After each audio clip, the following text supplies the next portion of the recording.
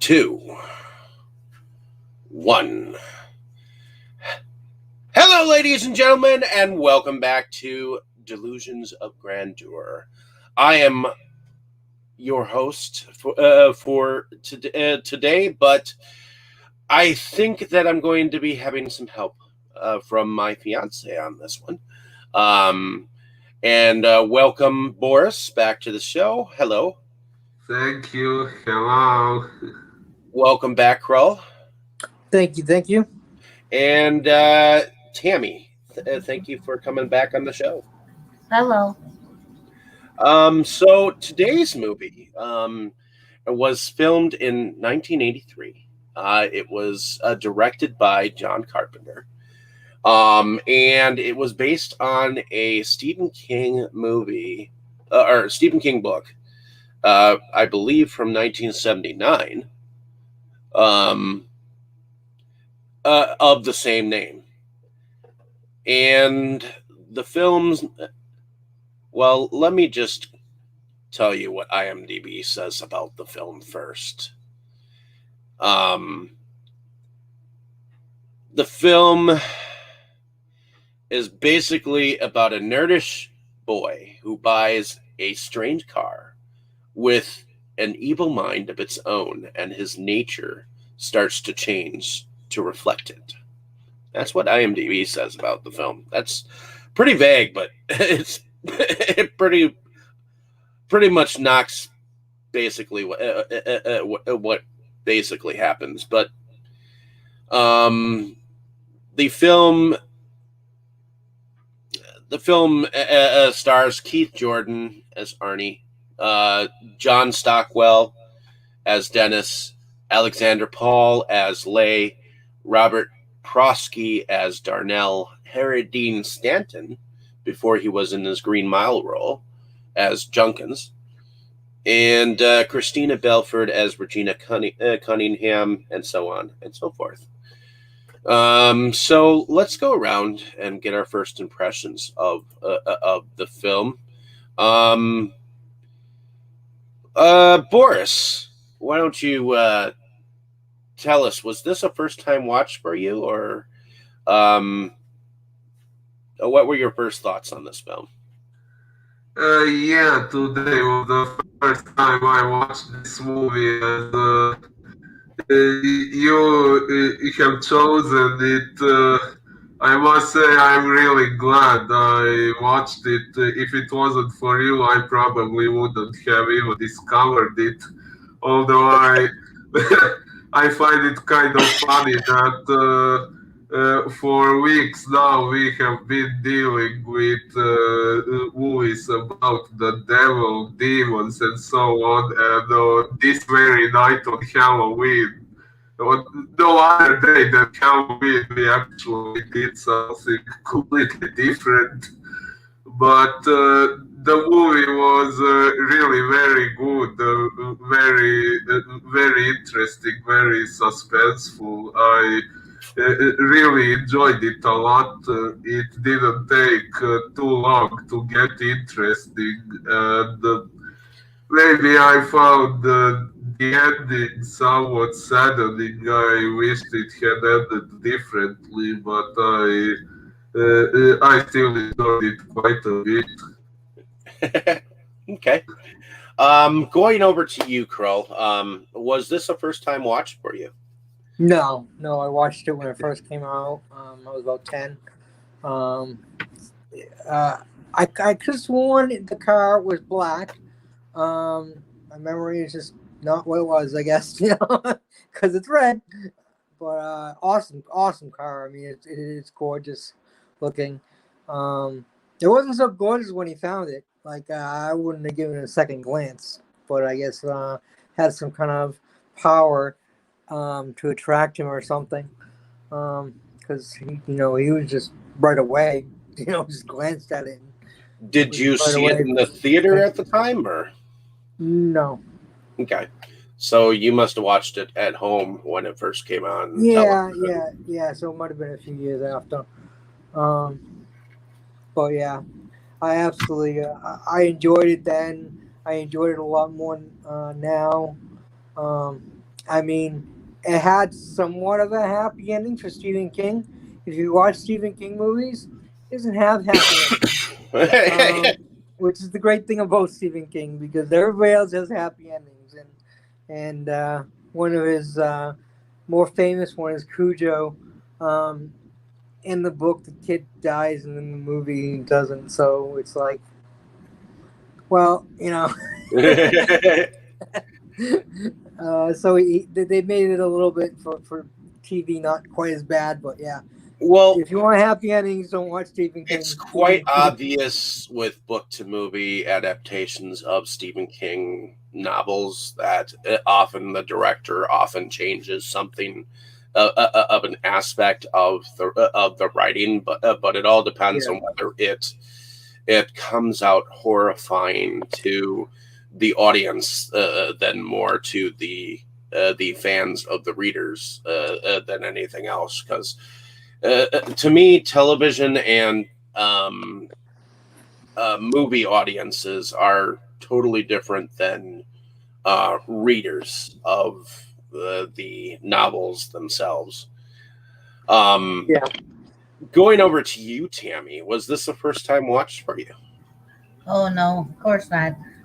I think the first time probably was with my dad. I mean, I didn't meet my father till I was 12 years old, but he definitely turned me onto movies.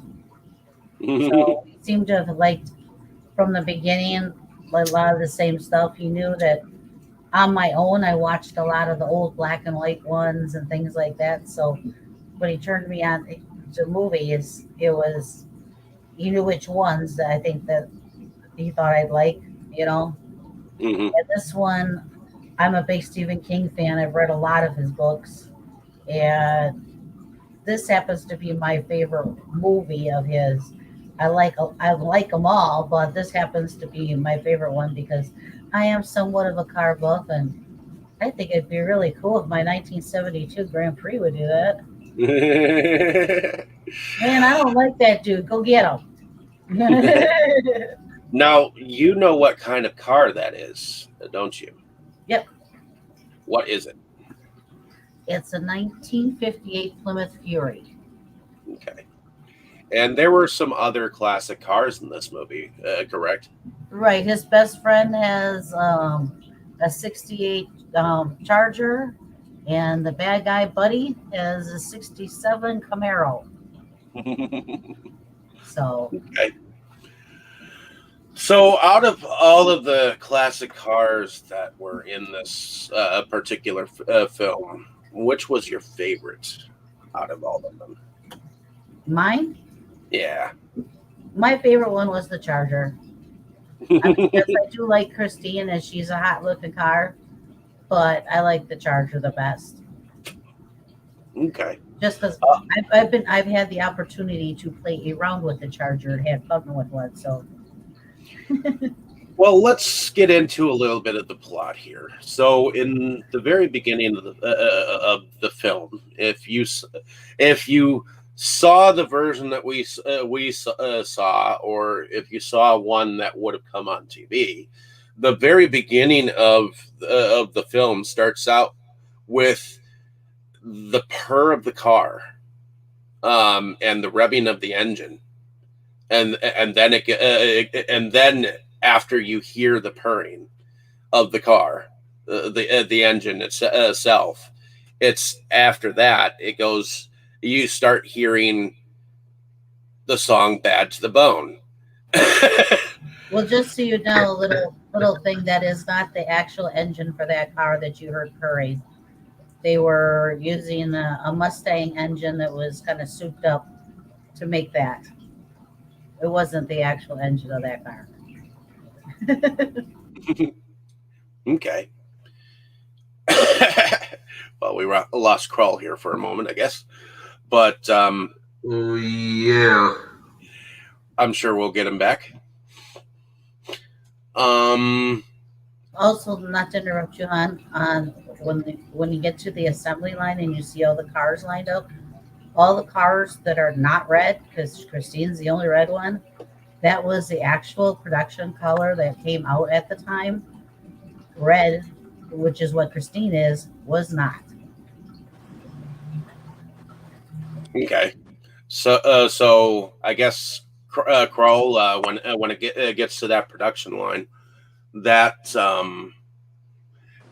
all the other cars were apparently that white, and Christine was the only red car that was on that production line.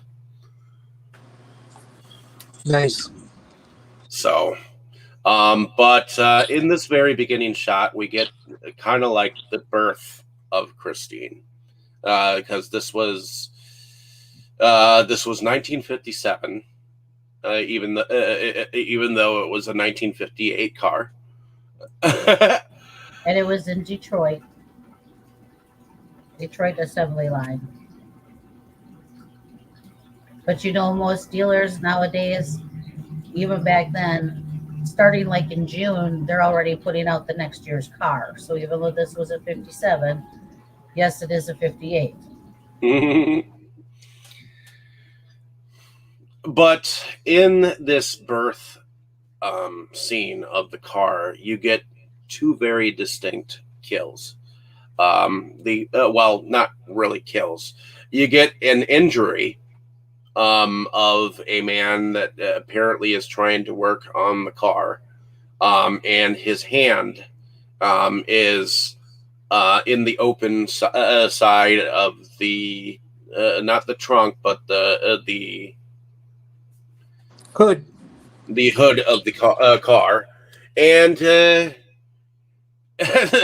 darn thing basically slams on its own onto his hand, crushing his hand, and you can see like his fingers are like broken as he's coming away from the thing.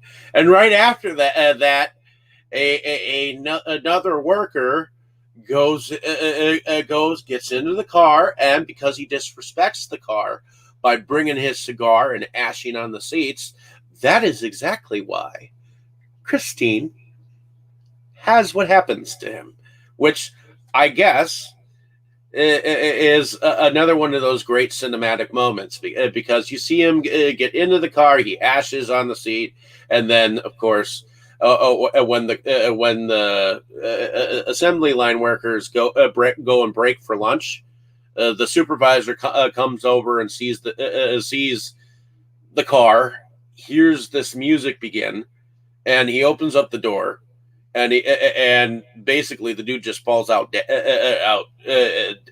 He's obviously died of like carbon monoxide. Well, the music started when he was in the car, and then he looked at it like, well, what's that? And yes, I don't know if it was a carbon monoxide or if she did the thing with pushing the seat and crushing him, because she does that in a couple of scenes. Mm-hmm. But well, and I think that Carpenter uses some very good music moments in this film to accentuate what Christine is thinking at that point in time. Because really, this is the first car that you ever see have any kind of a personality whatsoever. What did you think about this very beginning scene, Boris? Well, I found it pretty interesting, although what you just said about the guy throwing ashes on the seat, that was the reason why Christine killed him. That kind of went over my head while I was watching. I actually don't even remember the part with the ashes. Yes, Christine has rules, and one of them is you do not smoke in my car. You must respect me. Well, it wasn't so much the smoking as that he actually ashed it on her seat. Yeah, but I mean, it completely went over my head that the guy was smoking in the first place. So I don't remember that detail. Yeah, he had a big ass stogie in his hand that he was literally just like letting ash all over the fucking place. So, like even if I was a supervisor, if I had seen that shit, I would have been like, dude, get the fuck out of this place and get off my property. You know, you don't disrespect a new car like that, especially when we've just made it. You know. Well, luckily the seats had covers on them, but still, to Christine, that was disrespectful because it didn't burn her or hurt her because there was covers on the seats, but he purposely just let that ash go, and that was nope. She didn't. Nope. Indeed. What did you think about that very beginning scene, Krol? Oh, I thought it was great. I mean, like you, I mean, I immediately saw him I'm like, oh, he's going in. Christine, he's smoking, you know. And then when they panned right to him dropping the ash, you can't miss it. They pan right to it to show what he's doing. And it's like you said, he's just disrespecting Christine, and you better not disrespect Christine.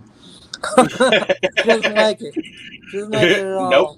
You know, she will make a perfect driver out of you, if anything else.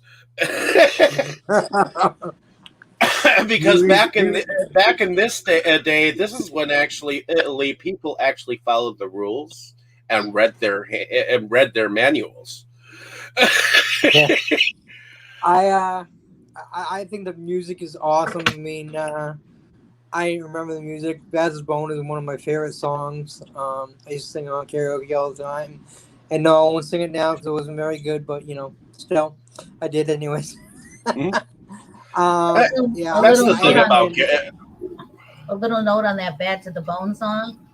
This is supposed to be set in 1979, and Bad to the Bone didn't come out till 1982. Well, this birth scene was in 1957, and that car didn't come out till 1958. So well, cars always are a year ahead, like you said. I mean, that's 100% true. Cars are always a year ahead, so that isn't bad. But the song they oopsed on that. But yeah, I mean, it was a perfect song for the occasion. You know, oh yeah, her being born and Bad to the Bone, you know, like obviously she's definitely Bad to the Bone, even though she doesn't have bones technically. And I think after this movie, that song became relatively popular after this movie. You know, like this is the movie that people like remember it from. You know. Oh yeah, I mean it definitely fit with the movie. It was just a little note that I knew that, you know, the song was actually not out in 1979 either, you know, when the movie is supposedly taking place. But I mean, the song totally fits. Eventually, you heard "Bad to the Bone" in like some dog movies later on, but I remember it in Problem Child. I remember it then, but I think I also remembered it in Beethoven too. I never watched that. I'm not a huge dog fan, so I don't particularly watch movies with dogs. Possibly, I see some movies, but I don't really. I get a kick out of some of the best of the puppy movies. Some of them are really, really good, especially where they are good. And I know Tammy and I can attest that there are some really good dog movies. Yep, like Cujo and Man's Best Friend. And, I did like Cujo. And Old Yellow. I was upset about Old Yellow. What about 101 Dalmatians? There was a time when I was. I rooted for Cruella. I'm sorry, what did you say? I said I rooted for Cruella. Find them! Get them! Dogs. Get them! Bash them on the head! I don't care how you get them. Get those puppies! I loved Cruella the movie that just came out. That version is so awesome, and it's like it explains her hate for the dogs and stuff. Well, and I that one is also one that specifically has a car that is really cool. oh, Oh yeah, of course. Cruella's car is very famous as well. So, but this Doesn't have is mind like of its own, but this to me. Actually, there were Tammy and I were trying to talk about like some of the different car movies that have come out, and I know that everybody knows about the movie The Car. That was one that came out. That actually, was I don't know that one. I do. There was also another one called Duel that was pretty decent. Came out around the same time as The Car, which maybe we can cover one of these times. These are classic car. Well, The Car was a fairly similar to this. It did a lot of damage, but there were not a whole lot of movies that specifically dealt with an evil entity inside of a car. And No, but then you get the exact opposite when Knight Rider came out. Now, Kit is one of the. Love that show. He's like Well, the star of basically the star of the show, but he's the exact opposite of Christine. Yeah, I he saves remember. people, I think. catches bad guys. I think it was in the first live-action Transformers movie, if I remember correctly, that there were some scenes with a guy's car playing some. I'm sorry, what did It you was say? called Bumblebee. Yeah, I was yeah, thinking yeah. Bumblebee. He uses the radio for his personality too, and you're honestly, talking I think, about like Decepticons. that's pretty much that's pretty much how she probably got that from Christine. Bumblebee used the radio, and Christine used the radio. So other than that, Bumblebee's also a robot, and he's pretty awesome, and he saves people, unlike Christine. Yeah, that's true. He's like Kit. Yeah. There's been a lot of movies and shows where the car is with the leading person, like The Batmobiles. You can't watch a Batman movie without a Batmobile. right. You can't watch It's a big Smoke thing. Bandit without the Trans Am. You Now, can't watch. Even Dick Tracy had a car, that he specifically drove. But Supernatural had the Impala. Oh yeah. So. Oh, yeah. Love that car. I've got the little die cast of it.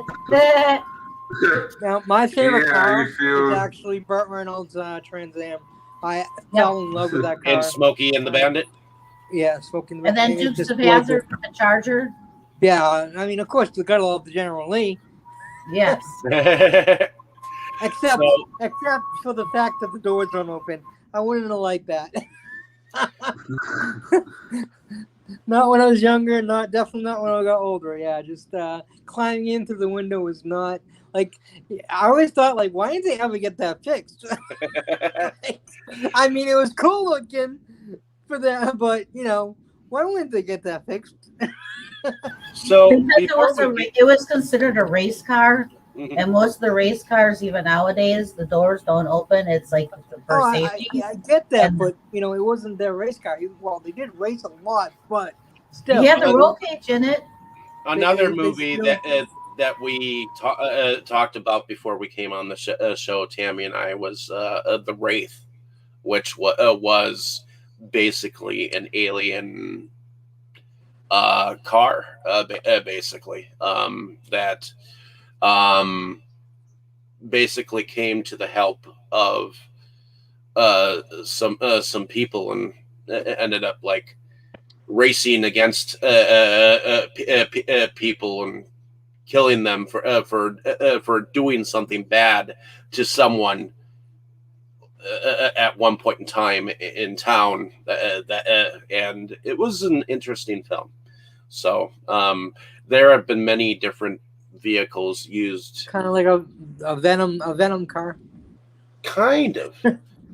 I mean, even the Green Hornet had that green car. I mean, to me, cars have always sort of been in certain movies, and you'll remember them for being in certain movies. You know what I mean? Yeah. So Definitely. that's what I was trying to get. I know every time we watch Supernatural and that car would show up, and then they always made sure that you could hear her. And I'm like, oh, listen to her. Yeah, I mean, certain cars are definitely iconic, and they're basically like a cast member. I mean, I know like Millennium Falcon is not a car, but I felt the same way about that. Like it's a cast member. It's just as iconic as the characters are, and, you know. And so I definitely feel that way. What did we think about Christine as a character before we get too much more into the plot? It was definitely unique and great. You know, this murderous car, but she doesn't. I mean, okay, maybe she murders a little bit. Like, dude was smoking, that was bad. Dropped some ashes, definitely bad. But should he have died for it? Probably not. That's a little bit extreme. Mm-hmm. The ones that beat the hell out of her and destroyed her, like, again, maybe a little bit rough, but, you know, Christine definitely didn't just kill people for no reason. She had a reason. Whether it was good or not, she had her reasons. Wow. I must say it's very interesting that if it wasn't for those scenes at the beginning, like, yeah, the guy smoked in the car, that's not quite a reason. If it wasn't for that, all the people. It wasn't just the smoking. He ashed it on the fucking seat. That's a no-no. Yeah. I mean, I said that and I was like, yeah. I mean, it's just like the part in Planes, Trains, and Automobiles when John Candy, like, literally throws a cigarette in the back of the car that he's stolen of the rental, and it literally goes, it blows up because he forgot that he had done that, you know, and. You know, it's certain scenes like that that make me go back. That if you don't know how to smoke in a car, you definitely shouldn't be driving a car. I remember one time I was smoking and I flicked the cigarette and the head of the butt came off. It hit the window and came off and hit me in the neck. I immediately had to pull over and get it off me. So. Don't smoke and drive. Well, one thing I find interesting is that, well, okay, like I said, there was the beginning where that guy who didn't quite deserve to die got killed. Then we got this vague backstory about Christine's previous owner and his wife and daughter and so on. We got to know that they died and so on, but we didn't really get to hear many details of the story. But in the main story, the characters that actually got killed on screen, they kind of all had it coming. Like, they were all violent bullies and really bad people whom you can't really feel very sorry for. So, well, we actually kind of learned kind of some of the history of Christine as the film got on, because Arnie's friend. Let's just say there are two two high school students. One his name is Arnie, and the other is Dennis. And Dennis is like the jock. He's real popular, and he's like the star of like the school football team. And Arnie is like the total opposite. He's like the geeky nerd that nobody wants to hang out with. But this jock definitely does, and it's like polar opposites as far as friends go. But he really does honestly care about Arnie, even though he's got his own jokes and stuff like that. He stood up for him when the bullies were bullying him, and that's what a true friend really does. Oh yeah. But Dennis actually goes over to because this is what happens. Basically, Arnie and him are driving along. This is like after school sometime, and suddenly he sees the car, Christine, and it's almost like totally junked up, and it's for sale in somebody's yard, and he just falls in love with it at first sight. So you get that whole relationship thing going, where it's love at first sight. And then he's constantly busy restoring the thing, and he puts so much love into it that the car begins to love him back, and then the car gets jealous. Yeah, very, very jealous. And like women. They play on that. They play on that because there's this one moment that Tammy really loves, where Arnie finally realizes that there is some power the car has. And it's kind of like this total like sexual erotic moment where he just turns around and it's like, all right, show me. Yeah. And that moment's great because that's right after the bullies destroyed the car, and he was tinkering with it, and he turned his back and he heard noise. So that's when he started thinking something's up, and he went. That moment is just so great because he stands right in front of her and goes, "Okay, show me." And then she starts putting herself back together. And a little note too is, I don't know if you paid attention throughout the movie, they show the odometer. Yeah. So the odometer is going backwards throughout the whole movie. There's a reason for that. It's going taking her back to her beginning. And so every time it goes back. That's why. Ooh. I didn't get why they were doing that. Yeah, that makes sense. Yep. So every time and it's every time she's done something and rebuilt, and you see that odometer changing, she's going back to her beginning. Although you can't mention car movies without mentioning Back to the Future either. I mean, that was a classic car movie, DeLorean. You made a time machine out of a DeLorean? I mean, the DeLorean is a perfect looking car. I mean, it looks like it's a futuristic car in the first place.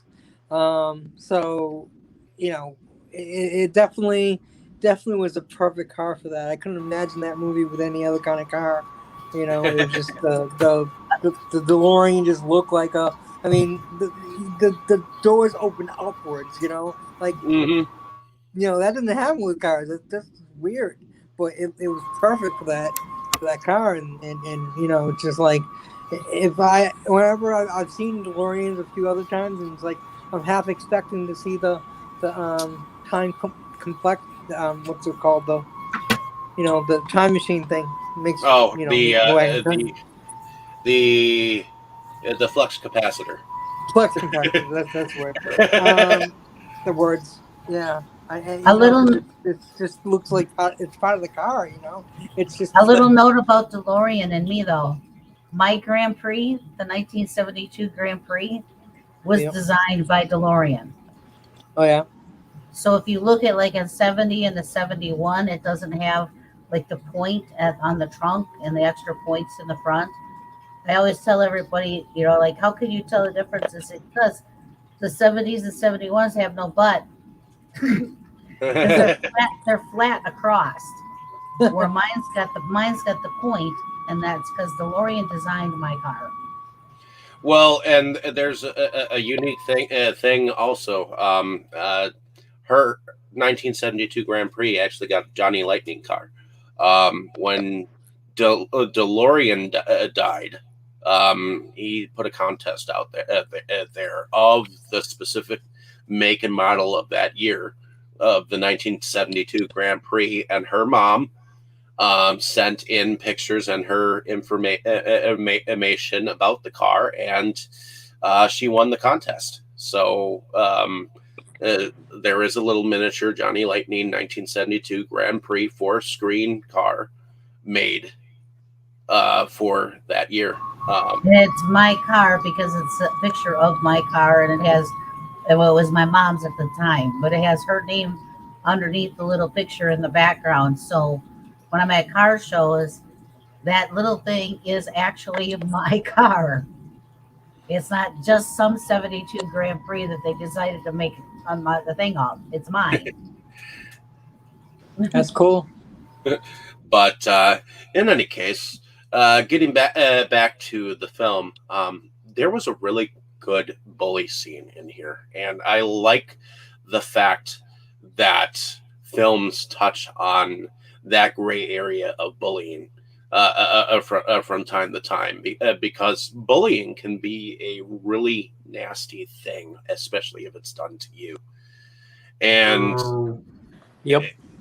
and people can be hurtful. People can be spiteful and downright cruel, and almost make you like not want to go to school, or not want to be at work, or not want to be out in public, just because there are certain people who just know your weaknesses and they know the right buttons to push. And I believe that these bullies here are a great example of how of a bad set of degenerates that ultimately become the victims of Christine.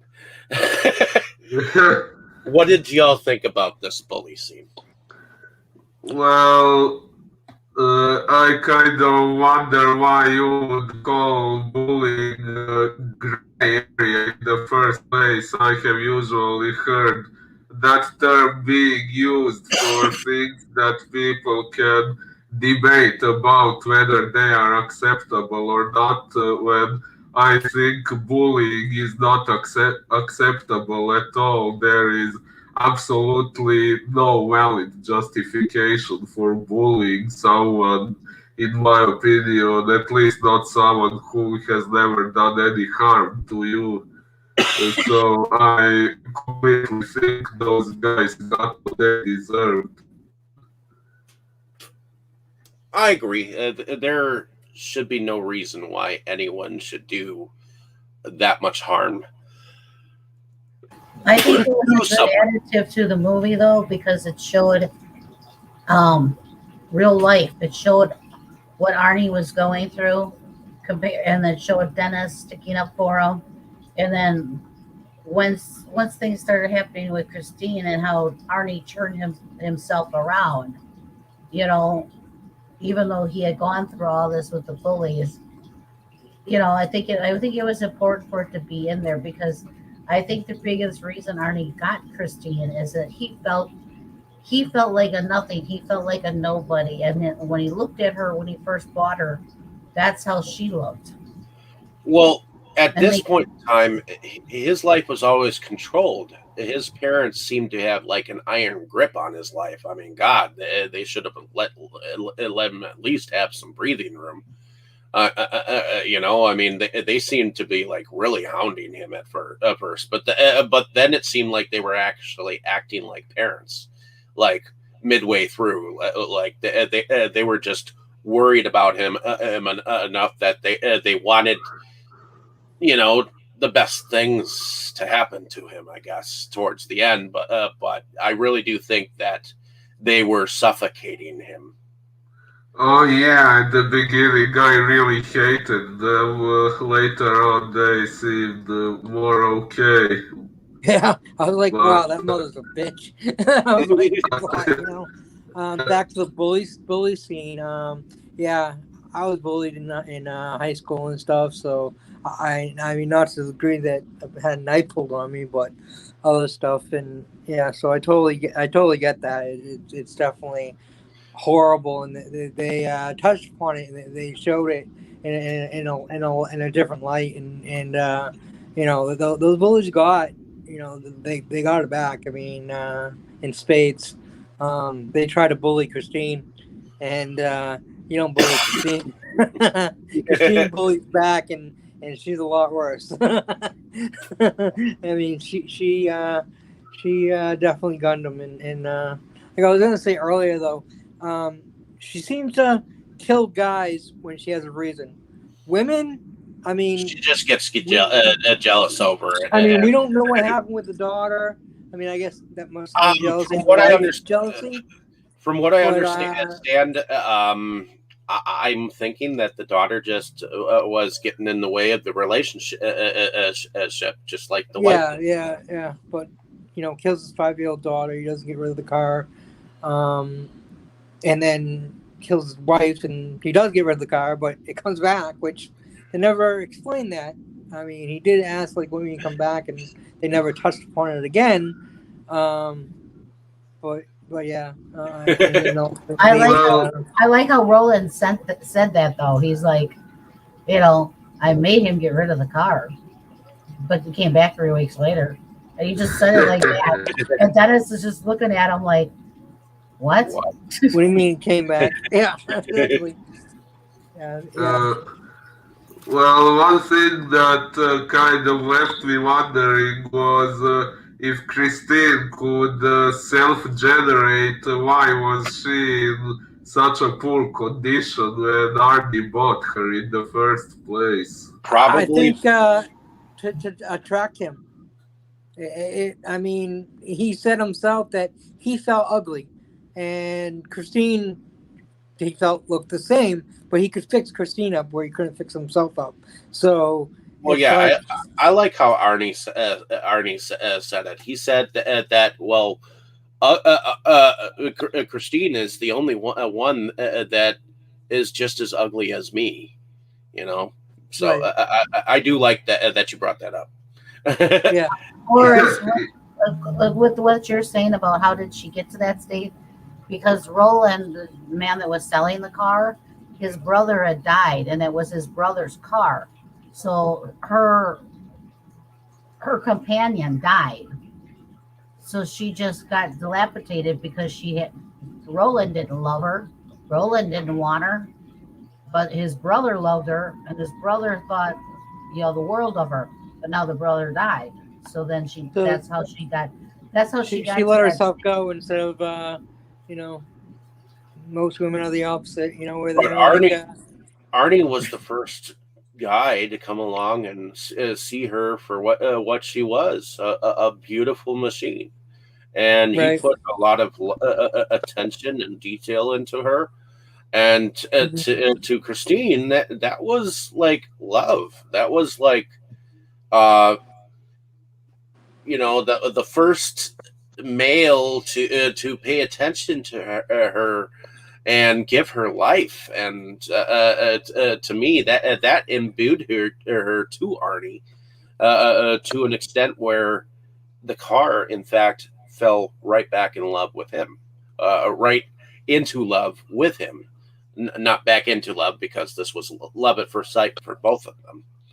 You know, you got to think of a car as a she Yeah.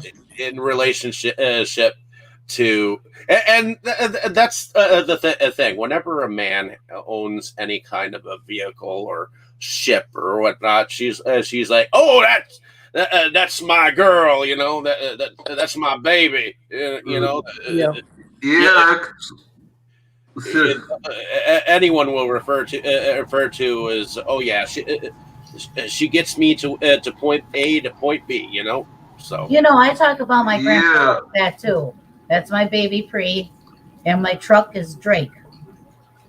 That's my boy. Actually, I noticed people referring to ships and stuff like that as a she, but this is the first time I've heard that being used for a car. When I talk Oh, about the no. Grand Prix, my dad's actually got annoyed because I sit there and go, well, she this and her this and she this. And he goes, it's a car. Quit referring to her as a she and a her. And I'm like, but she's this and she's that. And then my dad's like, no. It's just a machine. But in reality, the cars to this day and age are a way of transportation for most people. So, and a lot of times it's the way that people get to their jobs, get to their entertainment centers, the way they travel. I mean, maybe at one point in time we walked uphill in wind or sleet. Both ways. In 6 feet of winter, both ways, carrying our big lunch pail with our But 20 no bucks. shoes. No shoes. In only pants. You know? I mean, these are the stories that we hear from our grandpappies or grandmothers or whatnot. That we used to go to school and walk 16 blocks just to get there. You know, I mean, And be happy about it. Exactly. And nowadays, in order to go to a store that's like 5 blocks away, you don't feel like walking. You just want to take the car, you know. So a lot of people think a car is just from point A to point B, and they don't think nothing of it. But there are a few of us that think a little bit more of our vehicles. And you know, my Grand Prix is not something you see every day, so she's my baby Prix, and I refer to her as a her. You know? I really loved my Toyota Celica. It was a small car. It was fast. It was maneuverable. It was a great car. I mean, I've never really had a car that I loved like that. You know, I had a new Hyundai Accent. It was okay. Just, you know, I mean, it was newer car, so it was at the time it was better than the other cars I had because of that. But I still loved. I mean, when I got the Toyota Celica, it was 10 years old, but it was fully loaded for its time. So it had AC, it had power windows, it had cruise control, and I bought this back 92, I think. So it was like an 82, and it had all that stuff in it, you know. So back when it first came out, it probably was a lot of money, you know. I mean, because it was, like I said, it was fully loaded. You know, I had awesome radio, like everything. So that's definitely my favorite car I had. Your opinion. I know David doesn't think of his car as any more than to go to point A to point B. Okay, right. It's my car, or that's how he thinks of it. I know you don't have a name for it, and you don't call it anything or whatever. That's just your car. Yeah, that's the extent of it. But I was just thinking when I heard you say Toyota, what Tammy calls the Toyota, the Tonka toy. Well, it's better than what people call Ford. Yeah, there are so many acronyms for Ford. I've got the best Ford one. Fixed or bucked over rebuilt Dodge.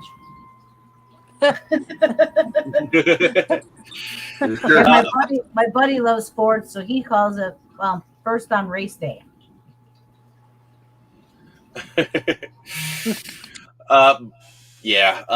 But in her experience, she's told me many times that many mechanics will tell you that they don't ever want to work on foreign cars, and that's what Toyota is. It's a foreign car. Honda is a foreign car. Yeah. Yeah, it may be a good car, but and I know that my family has no problems with Toyota. And I've known many people to like think that Ford is like a good company. But Tammy was the first one that I came across that actually had like more negative things to say about these companies. Well, my best friend says if you bring anything Ford or foreign in his driveway, he will blow it up. Okay. He's a big Chevy man. So when I've talked about different vehicles or whatever, like this is kind of cool. He goes, "Don't you ever bring that in my driveway?" Oh, okay. I Ford guess I'm not gonna Mustangs look are- at that one. What is Mustangs are awesome. Like what is the he 69 Mustang. What does he call my Subaru? He says Subarus are lesbian cars. Why? I don't. He said it started about a while back with a joke or whatever, and that at the college, that's all you saw was Subarus and all these girls driving the Subarus. His friend said, and his friend and him just said, "It's always girls driving them. There's always there, and there's always." So they just started this thing that Subarus are for lesbians because they always saw girls in them. Why were they lesbians though? Wow. But you know, I had a mentor that the state gave me that would take me out to watch movies from time to time when I was growing up. And he had a Toyota that he like put a lot of love into. If a piece broke down on it, he would take it and take me with him, and I'd get to see them like put it on the car and stuff like that. And I swear that thing's whole entire tailpipe broke, and he went and bought a part to it, and we watched it like get like flamed right back onto the vehicle. So it was an interesting process, but I'm not sure I would have paid that amount of money to put into a car. I think I would have probably just bought a new one. Yeah, that going back to that Toyota Celica, my engine died. It was definitely my fault. I was new at cars and didn't realize that you were supposed to do oil changes and things like that we know now that you got to do. But yeah, so I didn't do oil changes or tune-ups or anything like that. So my engine died, and it's very hard to kill a Toyota engine. They're very well made. And So- So you're saying you're not mechanically inclined, right, Carl? no, not at all. My father came down with a friend, and they restored. Well, they got an engine, a secondhand engine, and restored it and put it into my car. I was so ecstatic and happy, and I drove it for maybe a week, and the transmission went. And I was like, I give up. Like the engine and the transmission are the two most expensive things on the car. The transmission I didn't do. Like I didn't do anything with that. It was an automatic, like I didn't screw the transmission. That wasn't me. The engine, I'll admit, was not the transmission. So after that, I just unfortunately, I'm like, it's gone. Yeah, I So just don't got you wish it could have fixed itself like Christine? Yeah, it did not fix itself, unfortunately. I wish it had. I know I did kill a battery once. I was delivering papers, and it was hot, even first thing in the morning. So I had the AC running, and I had the radio running, but I was constantly making stops. And again, I'm not a car person, so I didn't know that was going to drain the battery like that. Because to me, it just works. I don't know how it works. It just works. So, I mean, I know a little bit more now, but at the time, I know that crap works, and the battery died, and I was like, why the hell did it die? And that I found out, well, because I'm running the AC and I'm running the radio, and the car's constantly stopping and not moving, so therefore the battery dies. So, I had the same thing happen with my vehicle. I would be doing laundry every week, so I'd go sit out in the car and have the car running, and I'd be listening to the radio. Well, it died on me, so I learned that lesson. I hope I've learned that lesson. Bad battery, anyways, so that didn't help. But yeah. See, I got into all of this stuff because growing up, my uncle was a very good mechanic. I mean, he was so good. You could call him on the phone and tell him what the car was doing, and he could give you like 2 or 3 things to go check out just from talking to you on the phone. And I watched him, and my mother worked on her Grand Prix and worked with him on his cars, and I was around all that and saw that both of them working on it. And then when she got the car restored and started taking it to the shows, then I got to see all these beautiful cars. Mm-hmm. So that's how I got into it. The only thing different from me and them was I got into drag racing. And I loved going to the drag strips and watching. I don't like the regular race. I like the drag strip. It's like, show me what you got. Right? Yeah, I mean, I always wondered why people like racing. I'm like, they're going around in a circle. That's it. They're just going around in a circle, It's like NASCAR. Drag racing is interesting and fun to watch. I mean, you can't mention cars without, in my opinion, mentioning the Fast and Furious movies. Mm-hmm. I mean, they're not just about they're about the cars and the drivers, obviously, but there's some awesome friggin' cars. I mean, there's some really gorgeous looking cars.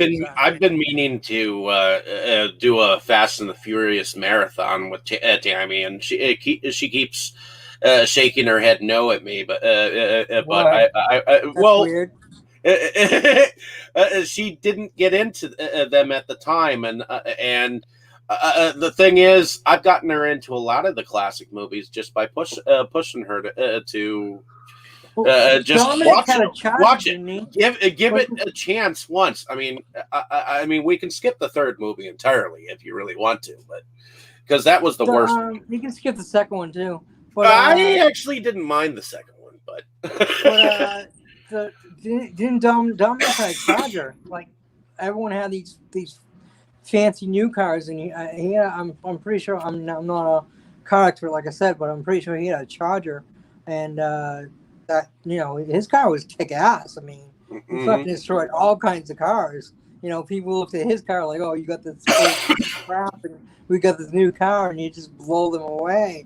And I really enjoyed that. I like the Charger. I love the color black, so I really have an affinity for black cars and red cars. So you can't mention car movies without mentioning Roger Corman's Death Race. And then the remakes of those too. I mean, there are some kick-ass drag race vehicles in those that were just made from metal, And Streetcar Named Desire. But Streetcar Named Desire. Yeah. That's that's just Marlon Brando going, Stella! No. I like Streetcar Named Desire, but you think it's about a car, but it's really not. Yeah, is that a racing movie? No, that's just a wild angel on steroids. No, just kidding.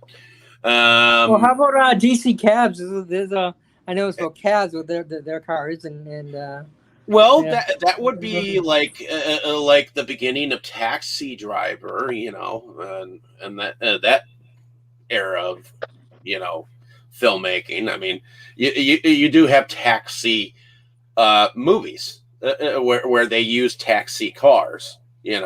So it's funny. There's always a yellow cab in movies.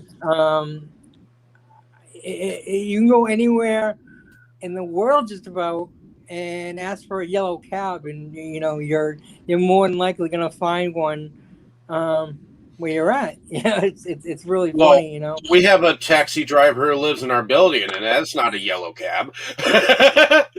So, Oh, well, that's because he's a private owner. he's just got Yellow cab. He's is just got a like, car with the taxi thing on his fucking Yeah. fucking roof. So Yeah, that's a private owner, and that's different. You go into any city, and there'll be a company named Mhm. Yellow Cab. They're not affiliated with each other at all, usually. I actually worked for a Yellow Cab company, and he owned two of them, so he did have more than one. But yeah, I mean, it's true that I actually worked for two other companies too. But people We'll would have a come little out bit- from out of town, and they would just like, we were named Brockton Cab, and we were in the city of Brockton. So odds are people were gonna say, "I want a Brockton Cab," and that's the cab they'll get.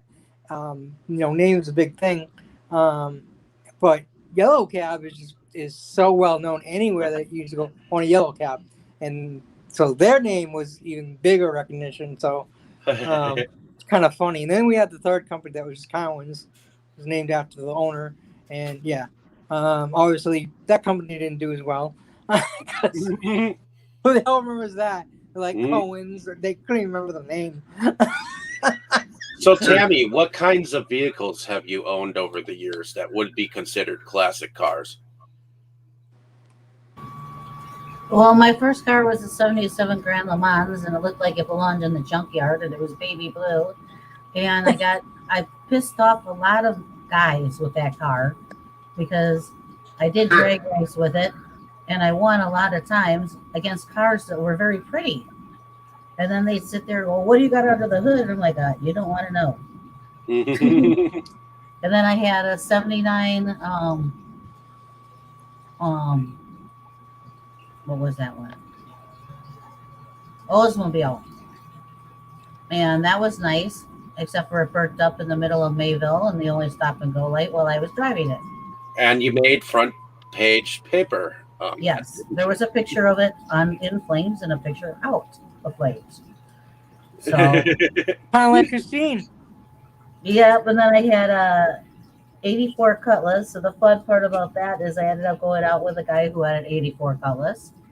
And we were out one day, and I was driving his, and these kids pulled up, and they wanted to play around. And I looked at him, and he goes, "What?" And I said, "Well, it's not my car. Can I play?" He goes, "Go ahead. You're not going to get anywhere." And I beat him. He got so mad that when we got back to the house, he challenged me, and I beat him. And he's like, "We have the same car. What do you do? How did you beat me?" And I said, just like certain recipes, people don't tell certain recipes. You don't tell how you drive either, how you race. And I'm not, when I raced, don't get me wrong, I didn't do what you hear in the news and stuff and all that right now. I raced till I hit the speed limit. If you didn't catch me by the time I hit the speed limit, you weren't going to catch me to begin with. So I didn't sit here and go weaving in and out of cars and stuff like that. When I drag raced on the streets, there was no cars. We got to the speed limit, and that was it. The best one I had for that was my 1980 Grand Prix. Yep, she really loved to play. Don't get me wrong. I've played plenty of times with my 72 now too. I ended up getting in a drag race with a cop, and I didn't know he was a cop. He challenged in a truck like my truck. We were at the stop and go light, and I could hear the engine on his, and I knew that it wasn't just idling because I have the same truck basically. Right. So we get to the next stop and go light, and he's doing it again. And I'm like, okay, forget this. So we get to the third one, the light changed. Wow, I did it. And then we get to the next one, he's pointing his finger at me like this and laughing. Then he goes like this and pulls his shirt sleeve, and I see he's a cop. And he started laughing, but I think he knew that I was responsible enough that we could have a little bit of fun, and I wasn't going to totally, act like an idiot. We both had a little bit of fun. Nobody got hurt. Nobody was there was no way anybody was going to get hurt. I think he knew that when he challenged me. Right. So, but I had, other than that, I've had a S10 truck, a Blazer, a 94 Blazer, an '02 Blazer, and now I have my 11 Avalanche. Mhm. Yeah, going back to my Celica, I did the same thing. Like I'd sit at a light and it has someone in more of a traditional type race car, and they'd look at me and they'd rev the engine. I'd rub mine a little, and theirs would purr, and you couldn't hear nothing from the Toyota, But when that light turned, pew, and they'd be like, "What the hell happened?" Which is gone. I'm like, you may have that fancy noise and mine may be quiet, but when Speedy Gonzalez here. I love that car, man. People didn't beat me on the go very often, Well, Like the I old think saying goes, it's not always what you have, is it what you know, what you know you can do with it. Exactly. Yeah, I consider myself a really good driver. I mean, as far as fixing cars or maintenance, not so much. I did learn to check oil myself when I drove the cab. The first thing I had to do is, and so I did learn that. But I Boris, have definitely you know how had to any drive cars? a car. What was that? Boris, have you had any cars? Yeah, I have a Mercedes, if that's how you pronounce it in English. It's the first car I've had, and one I still have actually. And well, it's been pretty good so far, although I am generally a bit of a clumsy driver. So whenever uh, uh, when I have to drive somewhere where I'm not very familiar with the road, I usually get a little anxious, which is why I don't really have as much experience as a driver as most people would have at my age. well, the only two cars that I've had in my existence was Toyota and a Toyota Camry, and right now I've got a 2016 Subaru. I do not have experience with cars, but I did have the. I do think that when my mom took me to our local pick and save here, when it was like the dead of winter and there was still ice like everywhere, when she took me and had me spin around the whole entire pick and save and learn how to drive in the ice, that was my best time period. I had more fun driving with my mom than I did with my dad, to be honest. which which is funny. You'd think that it's your dad who would probably be the one teaching you like the real ropes, but it was my mom who actually took me to a more dangerous spot and had me spin around, because the best way you can learn how to drive in the worst of conditions. So I tell myself. Well, my dad took me to a lake. It's Lake Winnebago, and it's usually only about 8 feet deep or so, and then except for certain areas, so it actually freezes over very well, and people go ice fishing and stuff on it. So he took me out on the lake, and I'm driving, and all of a sudden he grabs the wheel. And the car went zoo, zoo, zoo, and I'm like, okay, and it stopped spinning, and then he goes, okay, well, now we're going to do that again. Well, you're going to make it stop spinning. I'm like, okay. That's how I learned. And then my buddy, I had my 80 Grand Prix, and it was snowing really bad. And we had gone out earlier in his truck, and he was driving like a grandma. So we went back out in my car, and I'm sitting here, I'm making it fishtail, and I'm doing this, I'm doing that. And he's got like a death grip on the seat, and he's got his seatbelt on, and he's just looking at me, and I'm like, what? And he goes, is the road really that bad? I'm like, no. He goes, well, why are you doing all that? I said, because the more fun I can have with it, then when it does something, I know how to get out of it. And he's like, well, would you please stop having fun with it?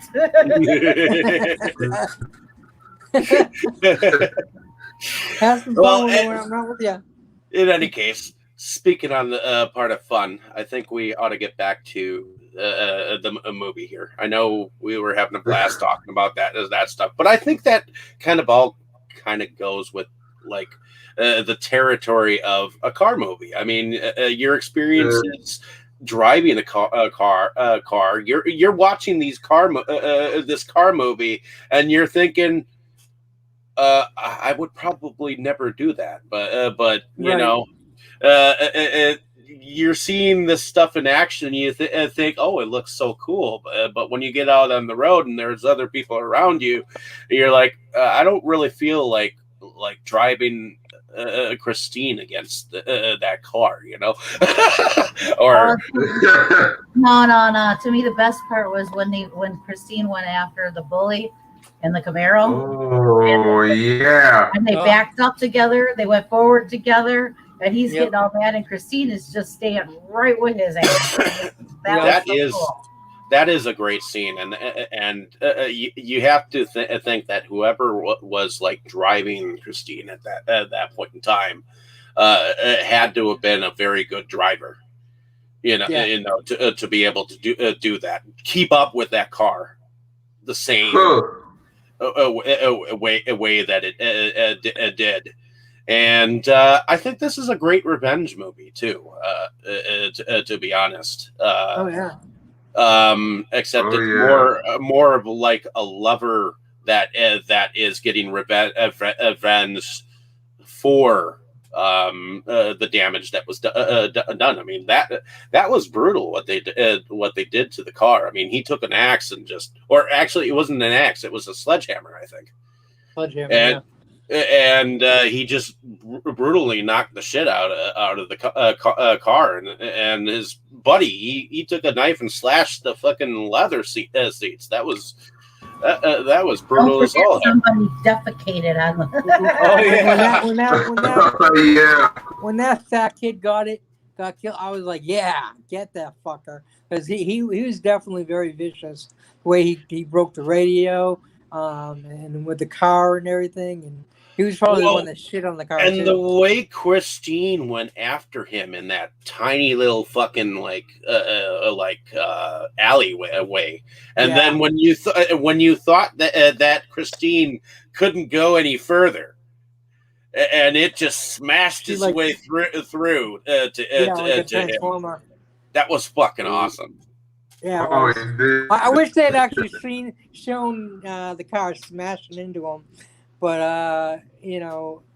I like a little brutality, and like I said, of all the bullies, well, the lead guy was definitely really bad, but this one, I don't know, maybe because I felt like he's heavy, and he should know what it feels like to be Well, bullied, and he's a and bully.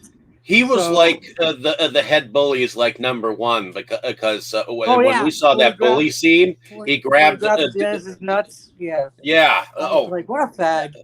yeah. He was totally going homo on him, and I was like, jeez. He's like grabbed his fucking nutsack and just squeezed I'm not it. sure I've seen a bully of mine do that. I I don't have think not they'd seen- have the I balls to do that. I've seen women like knee guys, and like I used to have a friend. She would give you a hug and then knee you in the nuts, and she thought it was funny. I just don't think I've seen that Right. in any other movie. Yeah, I've never seen it. Guy or girl just grab their nuts and just squeeze it until they fall down. I mean, it's definitely very effective. Yeah. It's very effective. It was But, more of a yeah. bitch move, but It was total The only other time I think I've seen that is in Canine, and the dog grabbed a dude's nuts. Oh yeah, I've seen that with a dog. That was awesome. That's a dog. Dogs don't think; they just react or whatever. It's like No, but that was a good scene about grabbing nuts. I mean, You know, he really grabbed his nuts. Yeah.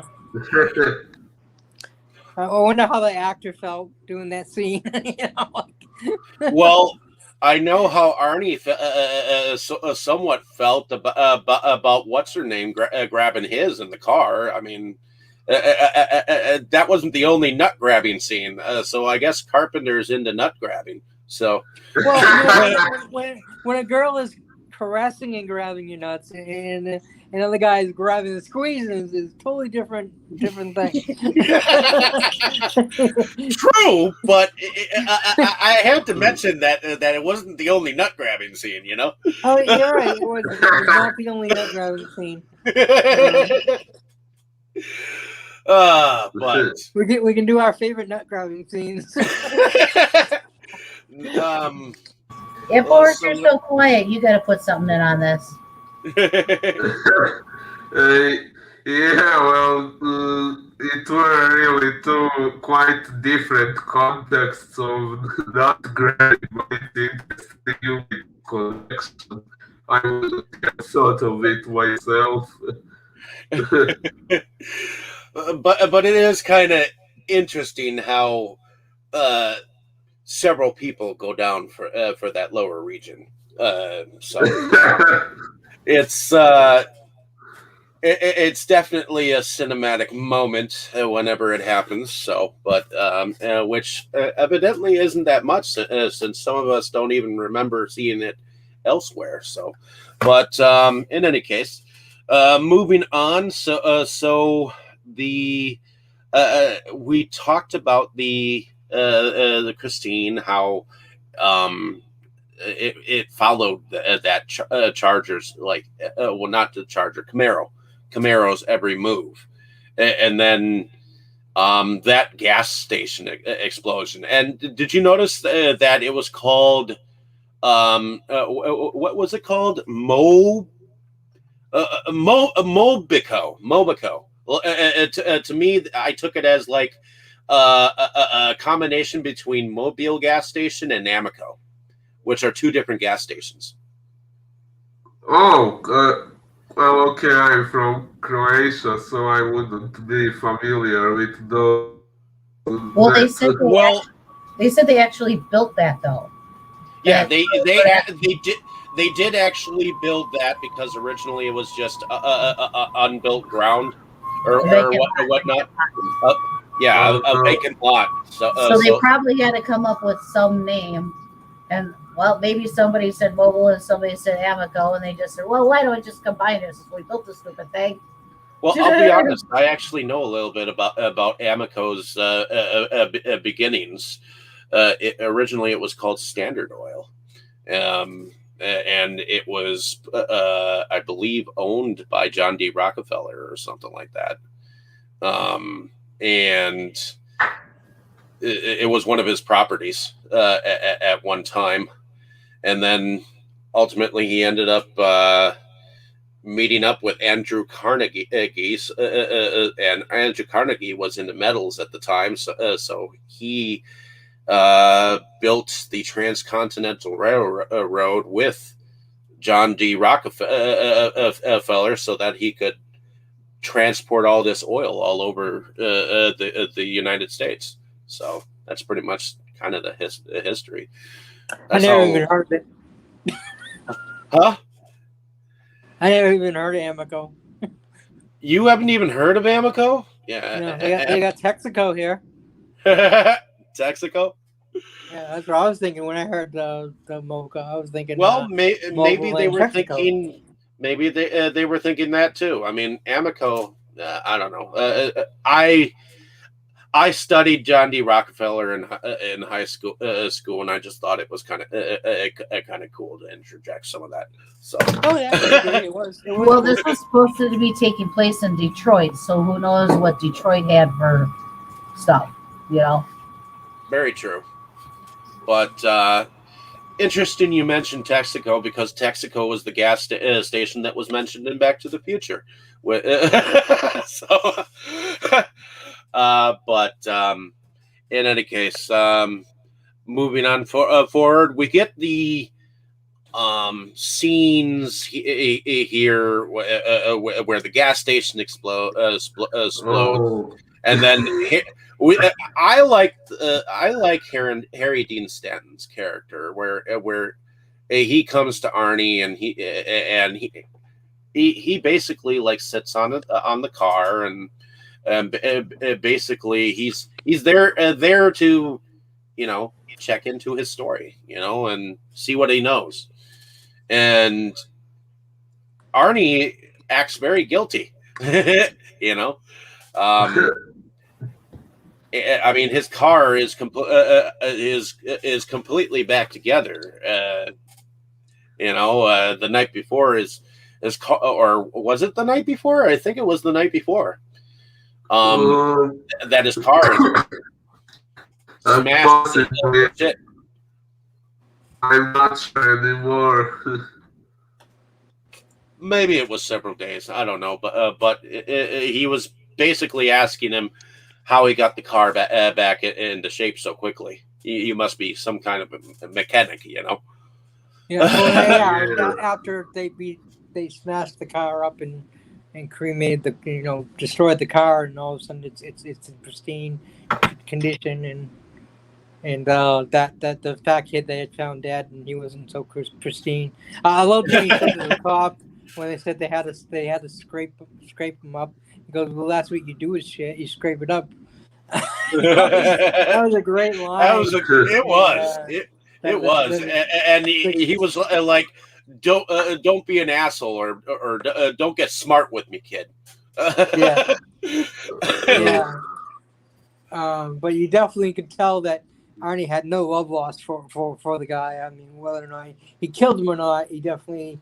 I mean, when he's driving and he's like, they have the beers and he's like, let's toast. Going back to Dennis, Dennis, his friend, I guess he helped him procure the car and take it to this junkyard, which Darnell's junkyard. Darnell's junkyard, which I think Darnell is the dude that owns it. And what do we think about Darnell as a character? I kind of disliked him at first for how he treated Arnie. Later he seemed somewhat less bad. And in the end, he ended the way he did. I'm not even sure why exactly. Well, basically, he was actually nice enough to allow him to park the car there and start to procure parts for the car. But the more parts that he procured, he was basically saying to him, "Well, you can't just freeload off of on me. I'd rather see that you work for these parts, and we can come up with a deal, and I'll even throw in a few bucks towards it too to help you finish the car." Even though it seemed like he was coming off as kind of a prick, Well, yeah, because he said you can get things from the junkyard, but he didn't say that you could rebuild your whole car from my stuff. Yeah. Oh, he was definitely like when he first met him, he was a complete asshole.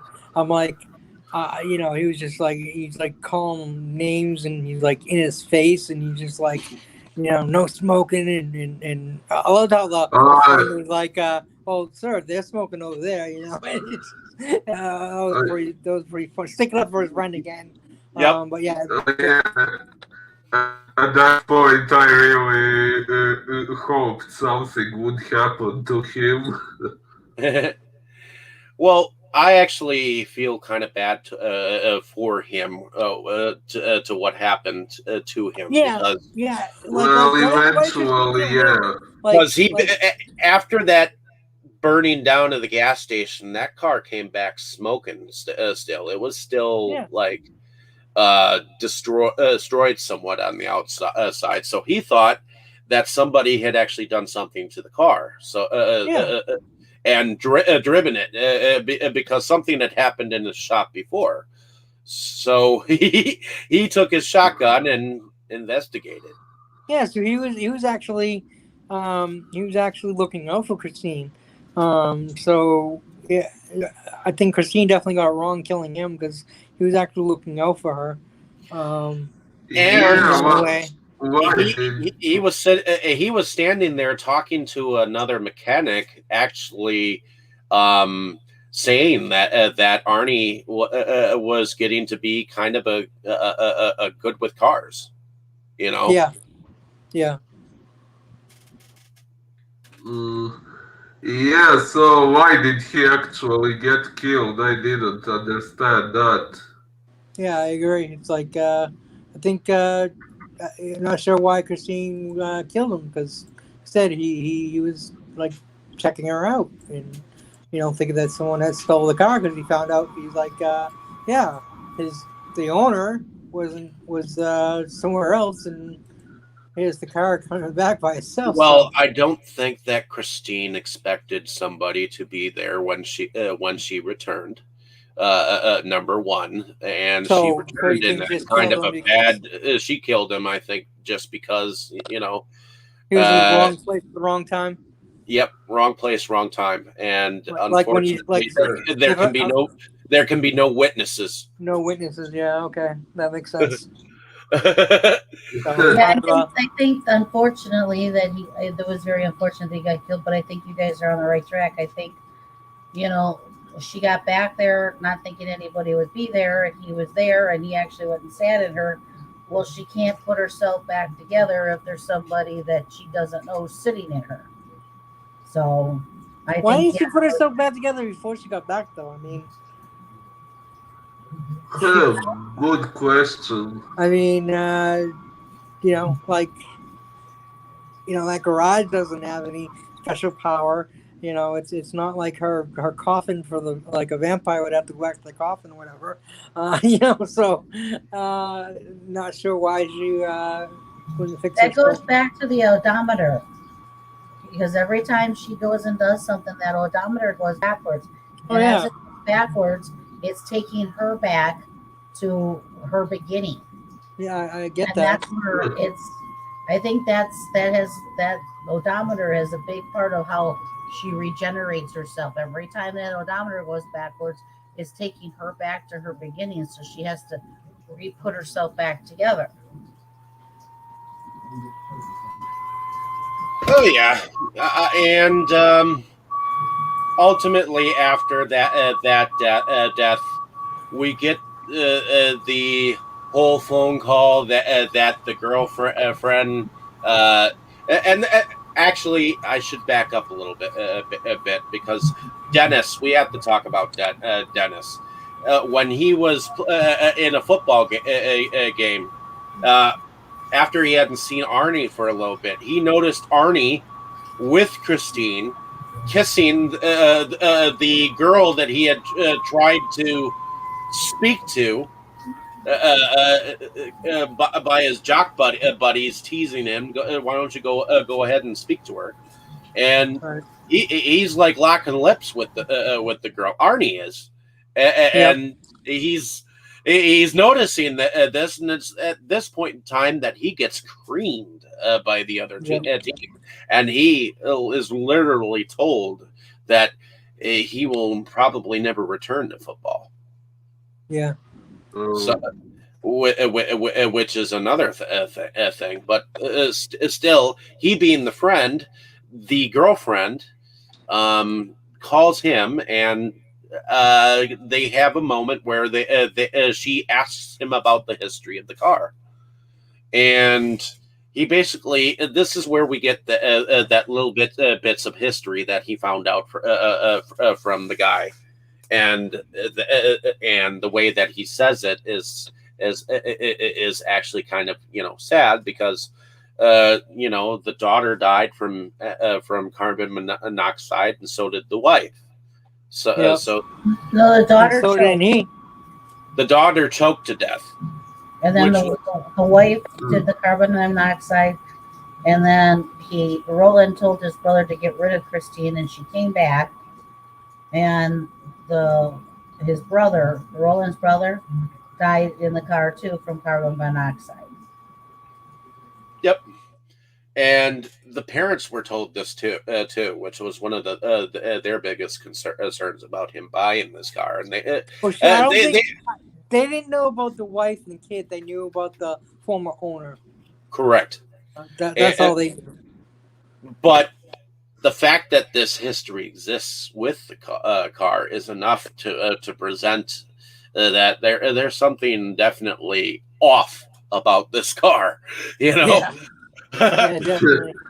But they hatch a plan to, I guess, get together at Darnell's to lure Christine to eventually destroy it. What they didn't know was that Arnie was going to be along for the ride, and Arnie was there ahead of them. He actually etched it on the car.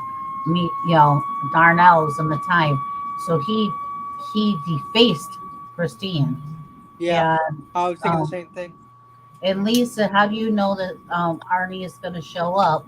And Dennis said, "Well, I know Christine well." Right.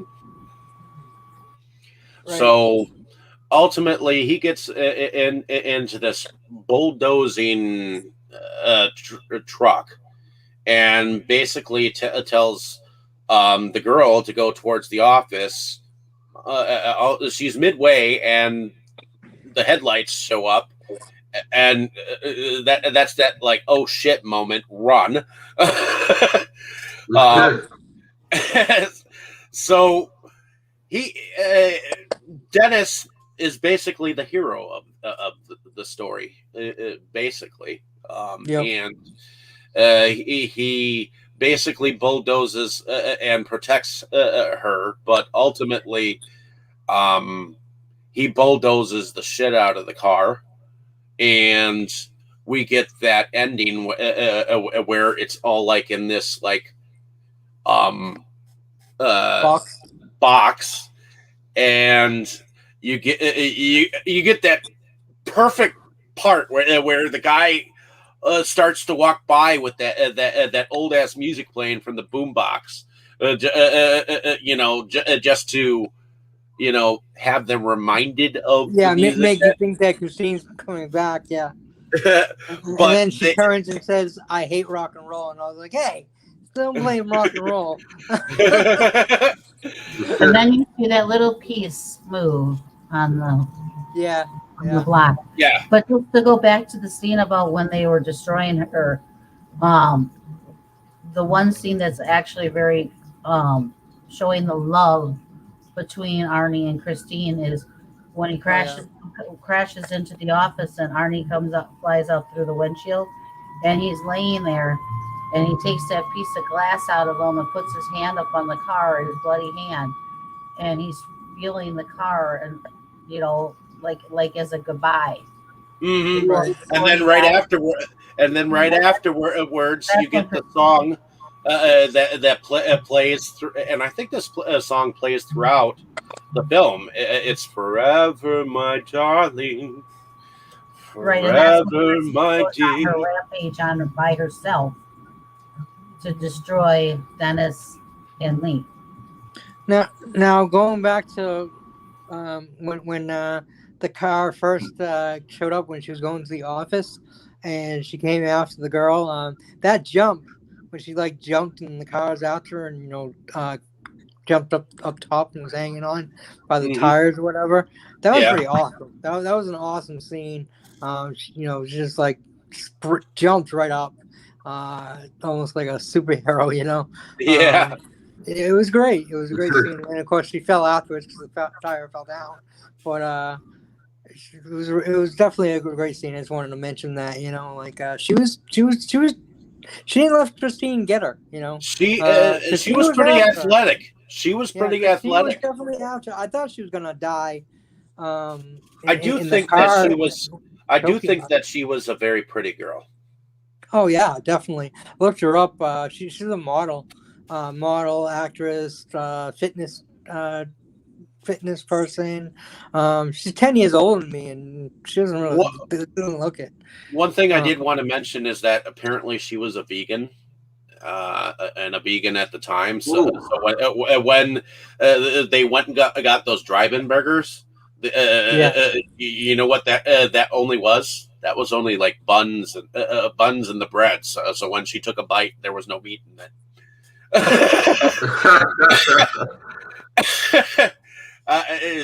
She talked about that in like a behind the scenes thing on the Blu-ray that we watched. Okay. So, He was a vegan before there were vegans.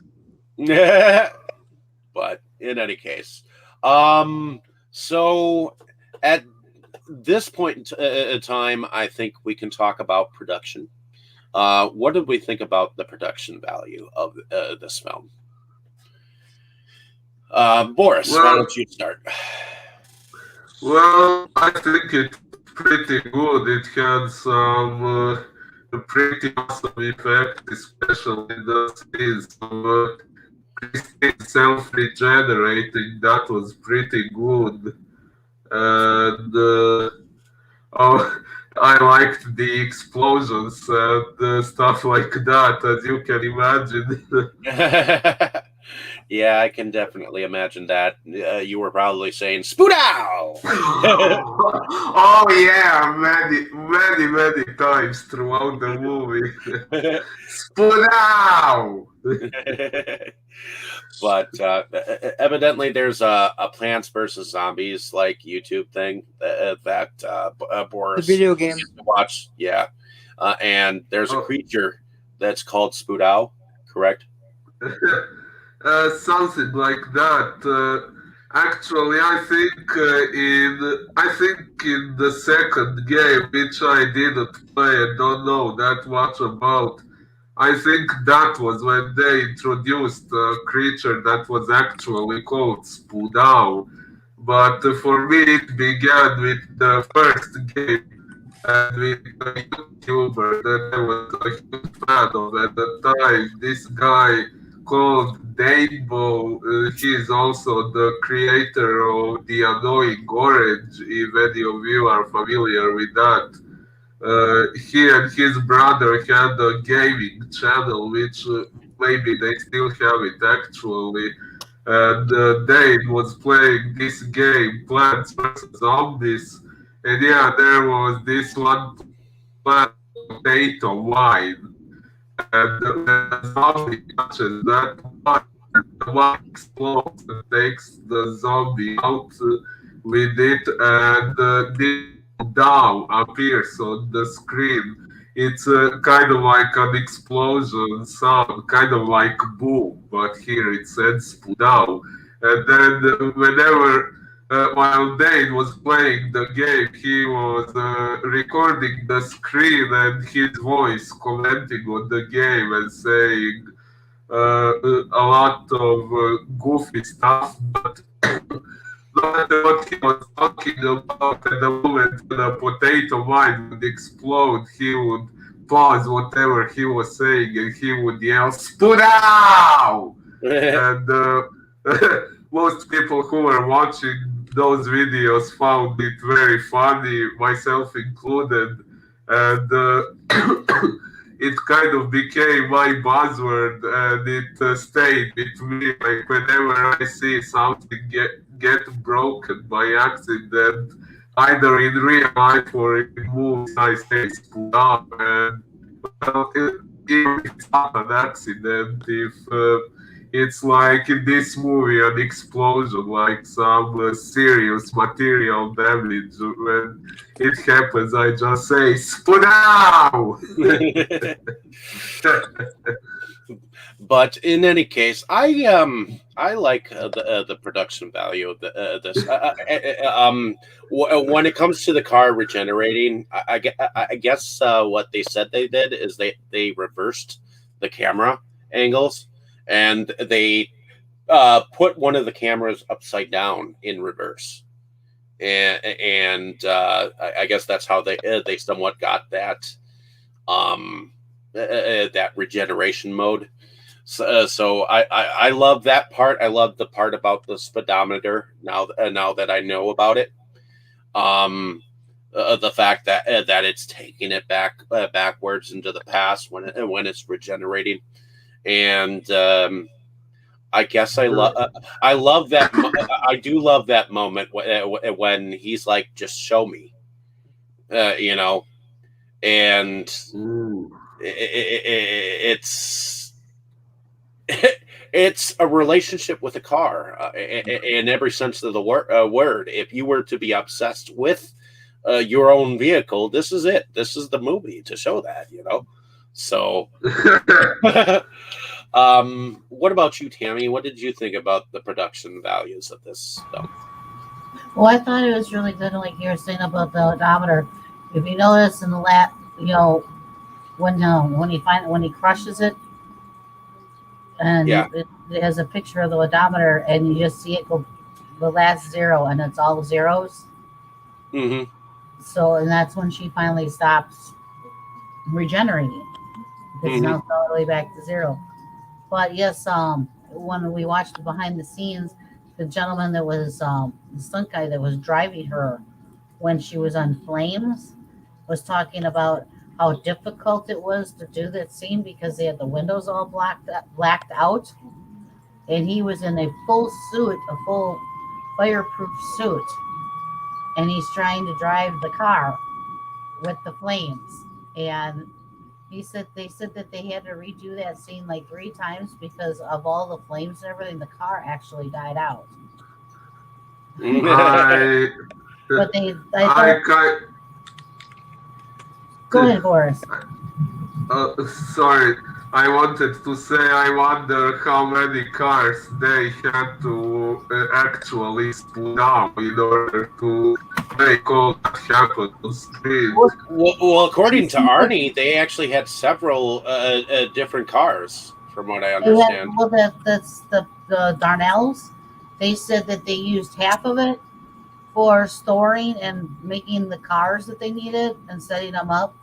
So we only saw like half of how big Darnell's was. It was some sort of a factory or whatever at one time. Yeah, it was originally a wire factory. Right, so they were only showing like half of this factory for the movie, and they utilized the other half for rebuilding the cars and setting the cars up and for the different scenes. So I think they did a really good job of showing things happening with the car. I mean, to set the thing on fire and be driving down the road. I mean, that stunt guy, that was, that had to be something else to sit there and do that, And like you said, the other scene that I like where he's keeping up with the Camaro, they both had to, keep up. And they said for all those scenes where Arnie's not supposed to be in the car's doing it. If you notice, all the windows look blackened on the car because they don't want you to see somebody actually driving it because the car is supposed to be doing this on its own. Yep. So I thought that was really good in the production. Well, what about you, Krol? What did you think about the production of this? I thought it was great. It was really awesome the way they showed Christine regenerating herself, like in the show me scene. I really enjoyed that. That was probably my favorite scene, and that and the car on fire was pretty cool. The gas station lid on fire seemed, I don't know, a little off. Like something was a little off with it, but the Christine on fire and her driving was just really badass. It was like, looked like a car that just came out of hell. It was like a devil car or something. And then there's chasing that kid who had the switchblade and shit. It's definitely an awesome scene. The production is really, really well done. You watch it and you forget that it was made in '83. It looks like it could have been made a lot more recent, except for like that little bit of scene on the with the gas station itself was seemed like slightly lower production than the rest of the movie. But other than that one part, everything else was awesome on the production, and was really well done. And yeah, it doesn't look like anyone's driving the car at any point when it's supposed to be just Christine driving. And it's great job. They did really awesome job.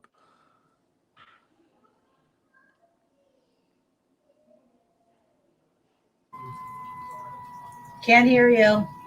Check your mic. I think at this point in time, sorry about that. But at this point in time, we'll talk about the music that was involved with the film. I know that "Bad to the Bone," done by I think it was the Destroyers. No, George Thorogood and the Destroyers. That was a pivotal song in the film, but there were also other 1950s songs played during the film. Did anyone notice any that they might have recognized? I recognize them all, but I can't, like you were saying when we were watching it. Yeah. Songs came on when she put the song on. It seemed to fit what was going on, and it was almost like she was talking to him through the song. Yeah. It was the right song at the right time. Okay, so these are some of the songs that played other than "Bad to the Bone." "Beast of Burden," which was the Rolling Stones. "Bonnie Maroney," which was performed by Larry E. Williams. "Come On, Let's Go" by Richie Valens. "Harlem Nocturne" by the Viscounts. "I Wonder Why," performed by Dion. DiMucci and the Belmonts. "Keep a Knockin'," which was Little Richard. Which was the song. We heard that one quite a few times, when people were trying to get in the car and stuff. Keep on knocking, but you can't get in. Yep. I Wonder Why. Let's see. "Little Bitty Pretty One," performed by Thurston Harris. "Not Fade Away" by Buddy Holly. "Pledging My Love" by Johnny Ace. Not Fade Away was also performed by Tanya Tucker in a different version. "Rock and Roll Is Here to Stay" by Danny and the Juniors. "Runaway" performed by Bonnie Riot, but it was originally written by Del Shannon. "The Name of the Game" performed by ABBA, so ABBA ended up in this. And "We Belong Together" by Robert and Johnny. So those were some of the different songs that were performed or played in the backgrounds. So what did you all think about that soundtrack?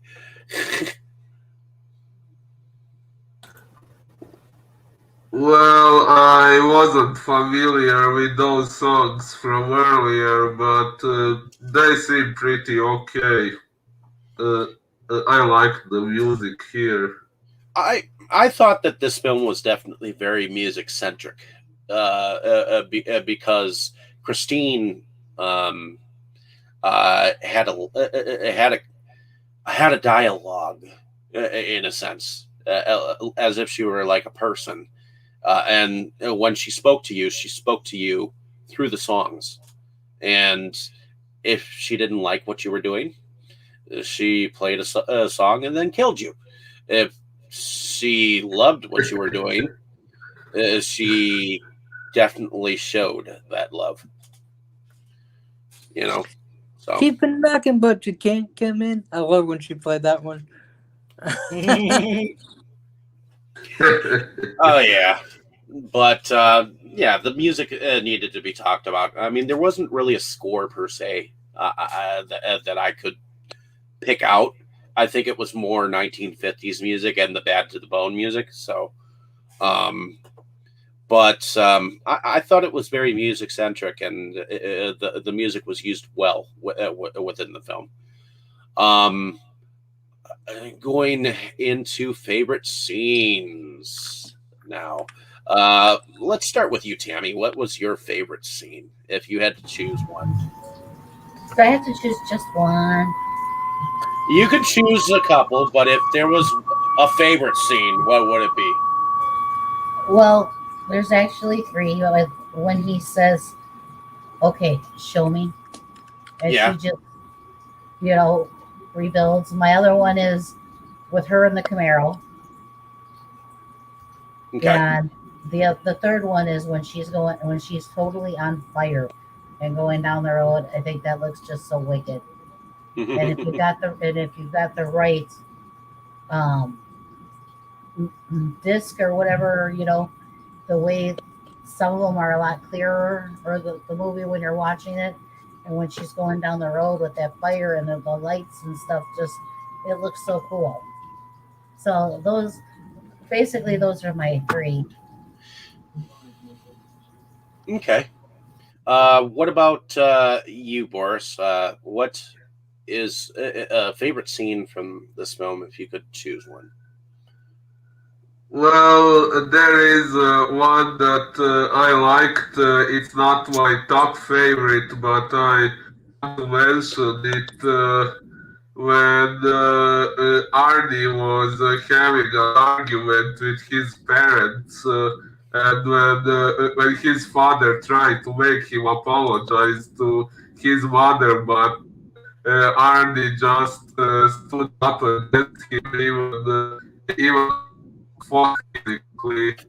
Although at that point I already kind of felt sorry for the parents because they were already remorseful about everything that had happened. But still, I always love scenes when someone stands up against authority. So I couldn't help myself. I liked that scene.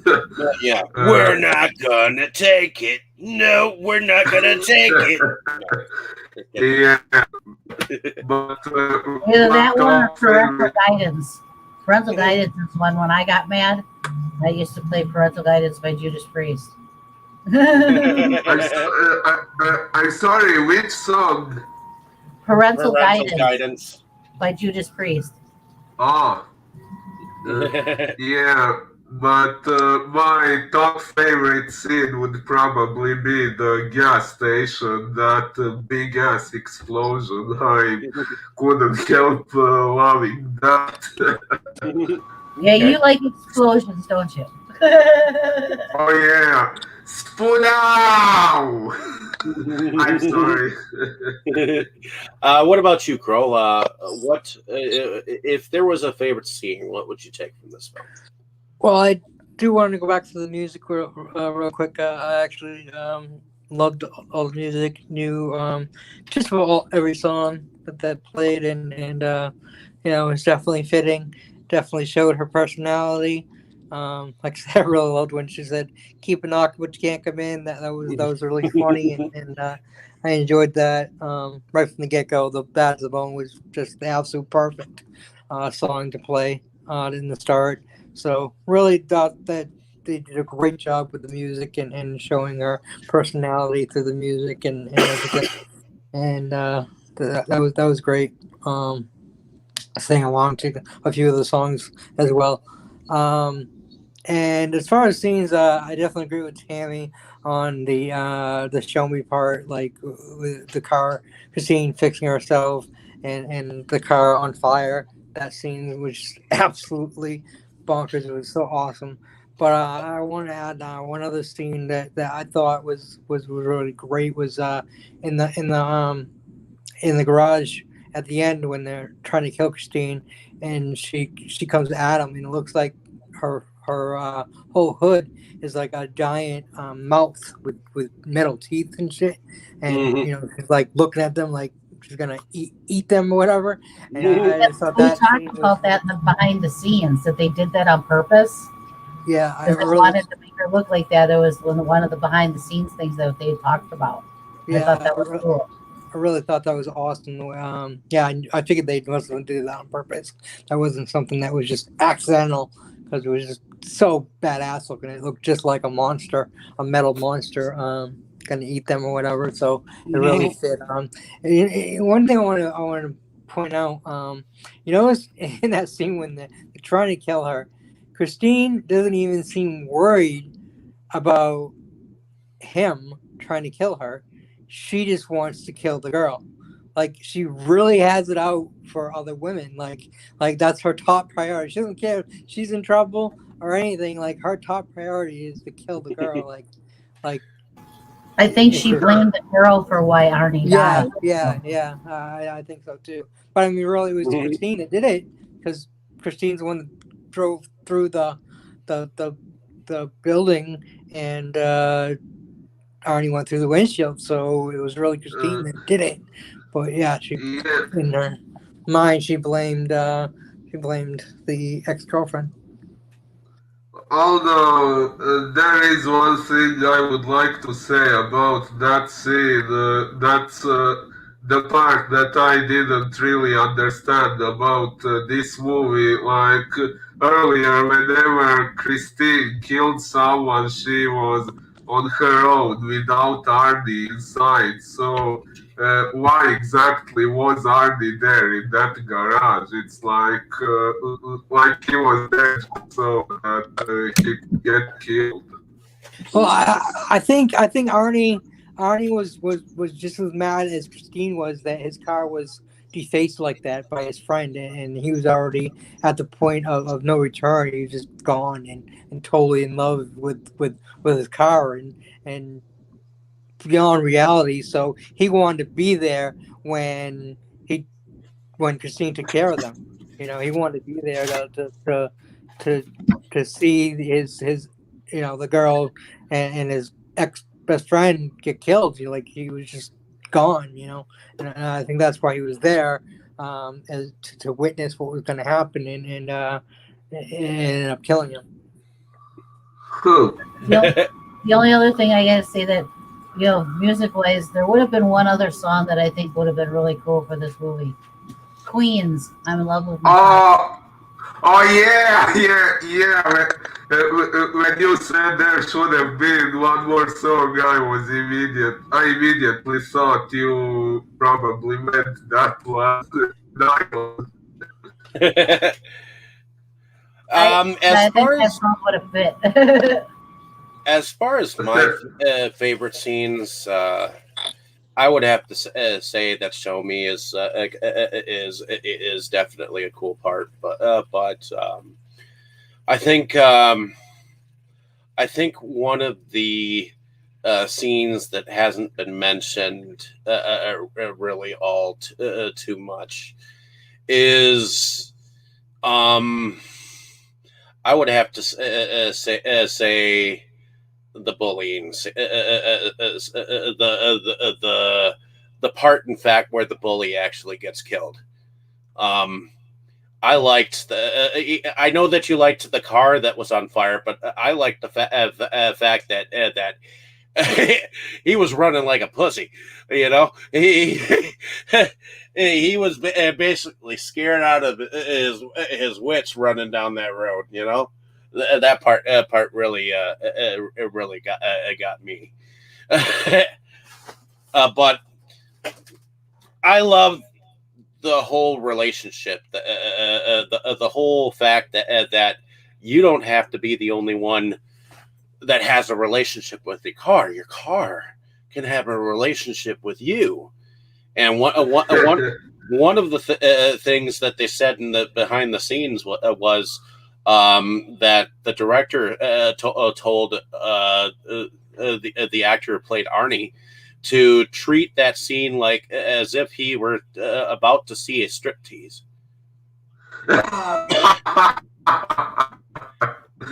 Nice one. Yeah, he told him to act like the car was actually a female. So when he touched this part or touched that part or whatever, to actually think of it as that he was touching a girl.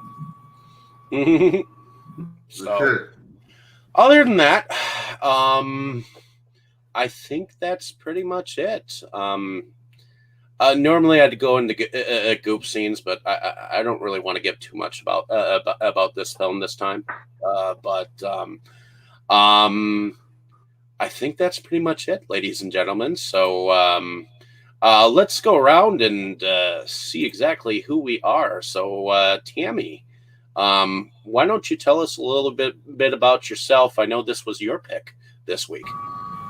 Yeah, I'm David's fiance, and part of the reason I picked this is it's my favorite Stephen King movie, but I'm also very into cars. I have my own 1972 Grand Prix.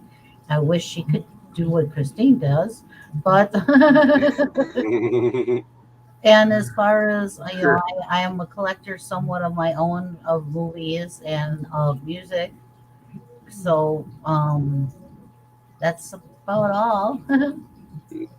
Well, Tammy is a lover of vampire movies and a lot of horror films, and I've convinced her to come on with us from time to time, and I'm loving having the ability to share my interests with her. I mean, honestly, any hobby that any man who has a relationship with a female of any kind should be able to share their likes and interests with them. So I'm glad I'm able to share it with you a little bit more.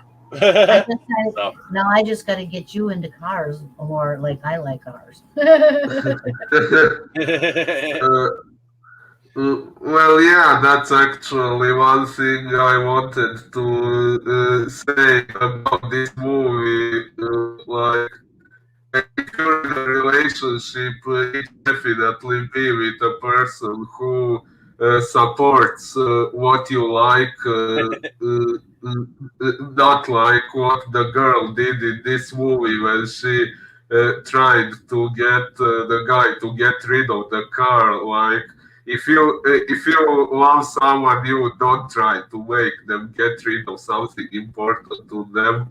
If that person means something to you, you take them as a whole, you take them for who they are. You don't try to change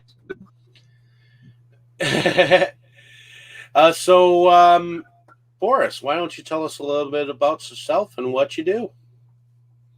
Oh, well, my real name is Philip, but I go here as Boris. It's my nickname based on the character I played in Joe Sherlock's Dark Zone 13, which Joe Sherlock's movies are the reason why I originally met Dave and why I'm a part of this whole thing to begin with.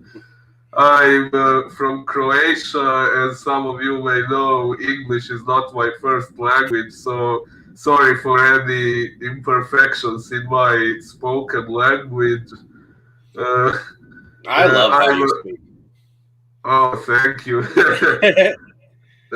I'm a big fan of horror movies, especially independent movies, big movies. It all started with The Seekers, John Bowker's movie, which, well, John Bowker and Joe Sherlock, they kind of come together as directors.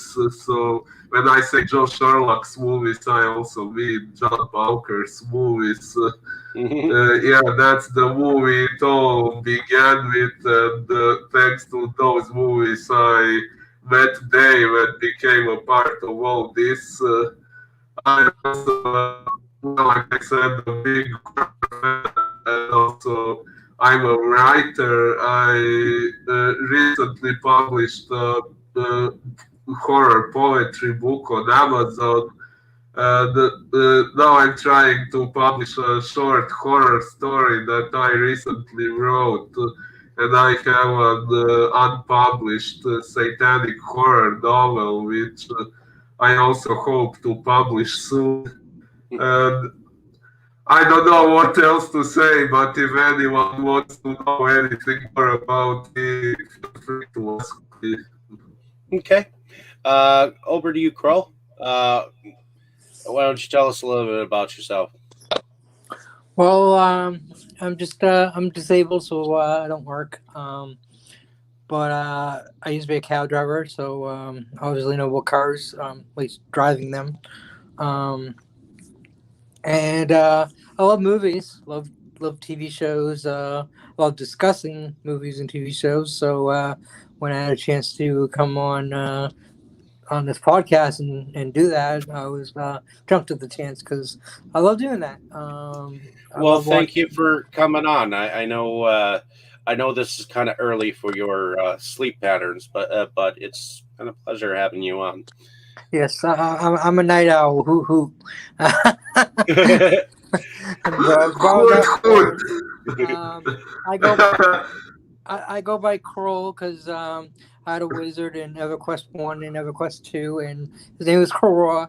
And so it was a nickname for that character, and I've had that nickname for, close to 20 years, so just kind of stuck. But my real name is Ron. So there you go. Yeah, hoot, hoot, right back at you, Crow. One word. Along with Spudao and a few more. And my name is David Streggy. I'm one of the founding fathers of Inside Movies Galore, which is another podcast where we go on and talk about many different films. But this Delusions of Grandeur podcast I put together with my buddy Boris here, and Tammy has joined now, and now you, Krol. So maybe I'm hoping that from time to time we can have a broader group discussion now that my Sundays are free. So thank you all for coming. I like to think that this one is a little different than our other one because, well, I get to talk about some of the movies that.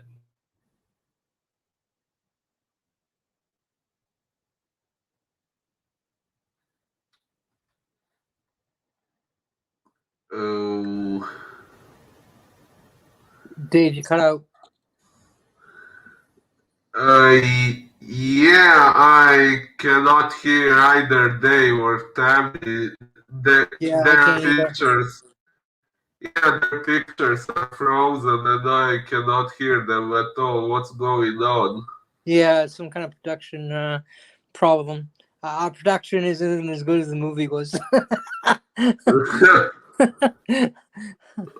Uh-oh.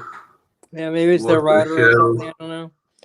Hopefully they'll be back in a second, folks. Dave can come back and what he was saying. Yeah, we just lost them. Yeah, sounds like probably a router. They should be back in a minute, and Dave can finish telling about himself. Yeah, I hope so. In the meantime, you can look at my crazy outfit that I put on today since it's Halloween. Yeah, it's kind of like a Dracula type cape there. I really like it. And in case anyone's wondering, I am here as the Invisible Man. Thank you very much. So it's my costume.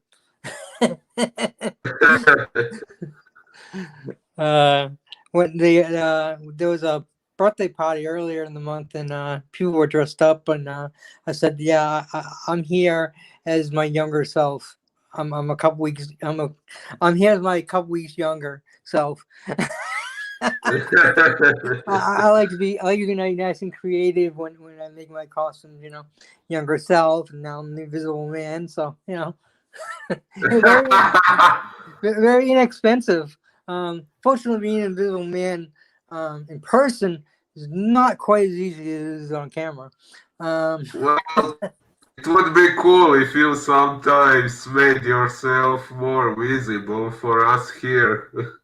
Yeah, I'll be visible one of these days. It's just like David said, it's early for me, so I rolled out of bed and came on. So don't want to. I know it's Halloween, but still don't want to scare people. It was a little bit more scary than Christine or some exorcist and stuff. So Well, Oh, okay, Dave's maybe I back. can scare some of you with what I have here. Sorry about that.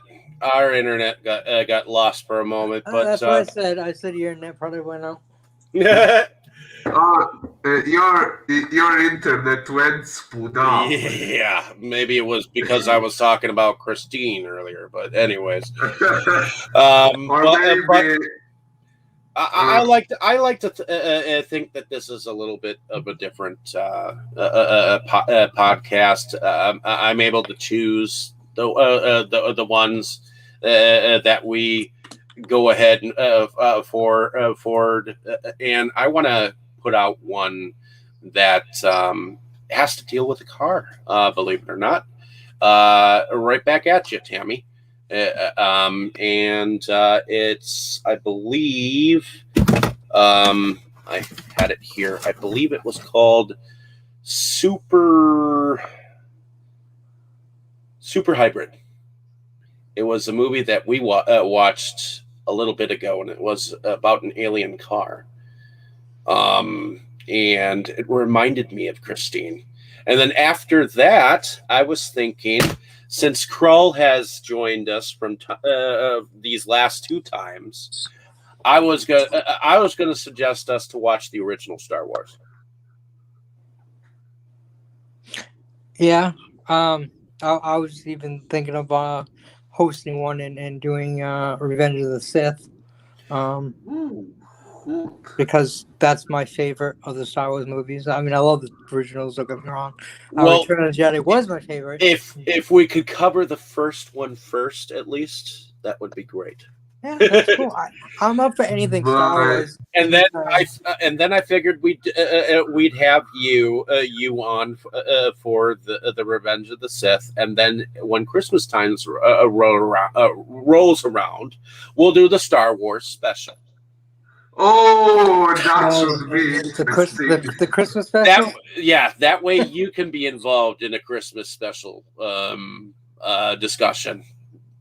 And then you can come back on and be like, hey, guys, I was part of one too.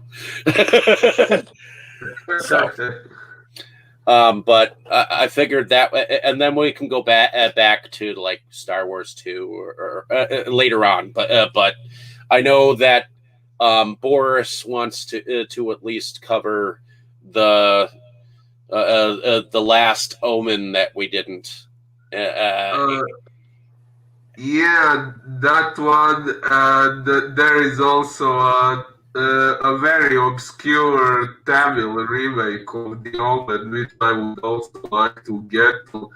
Actually, I have it, but haven't watched it yet because I'm saving it for when I get to discuss it with you guys. Yep. I know that Boris was interested when I showed it to him, that Shadow Builder one.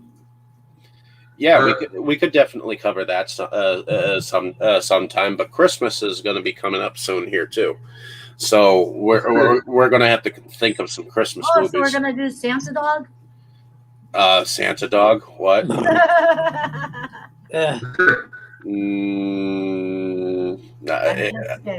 Santa Dog. Jeez. Oh, you mean Santa Paws? Yeah. The Crappy Buddies remake. Well, I know a few interesting Christmas horror movies, although we could also do some comedies. Maybe there are some of those that are good too.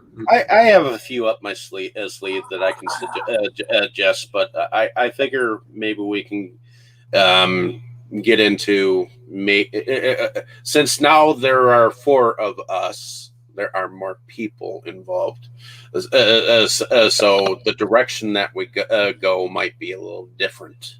From since I want to have you guys have choices too, So, Thank you. I actually want to see Krampus. I still haven't seen that yet. And that Really? looks like a really good horror Christmas movie. I know we haven't covered Krampus yet here, but we did cover a Christmas horror story last year, which did involve the Krampus monster somewhat. Oh, nice.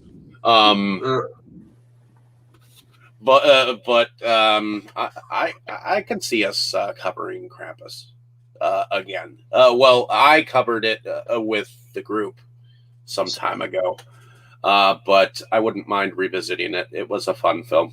Right. It did. But in any case, ladies and gentlemen, look for.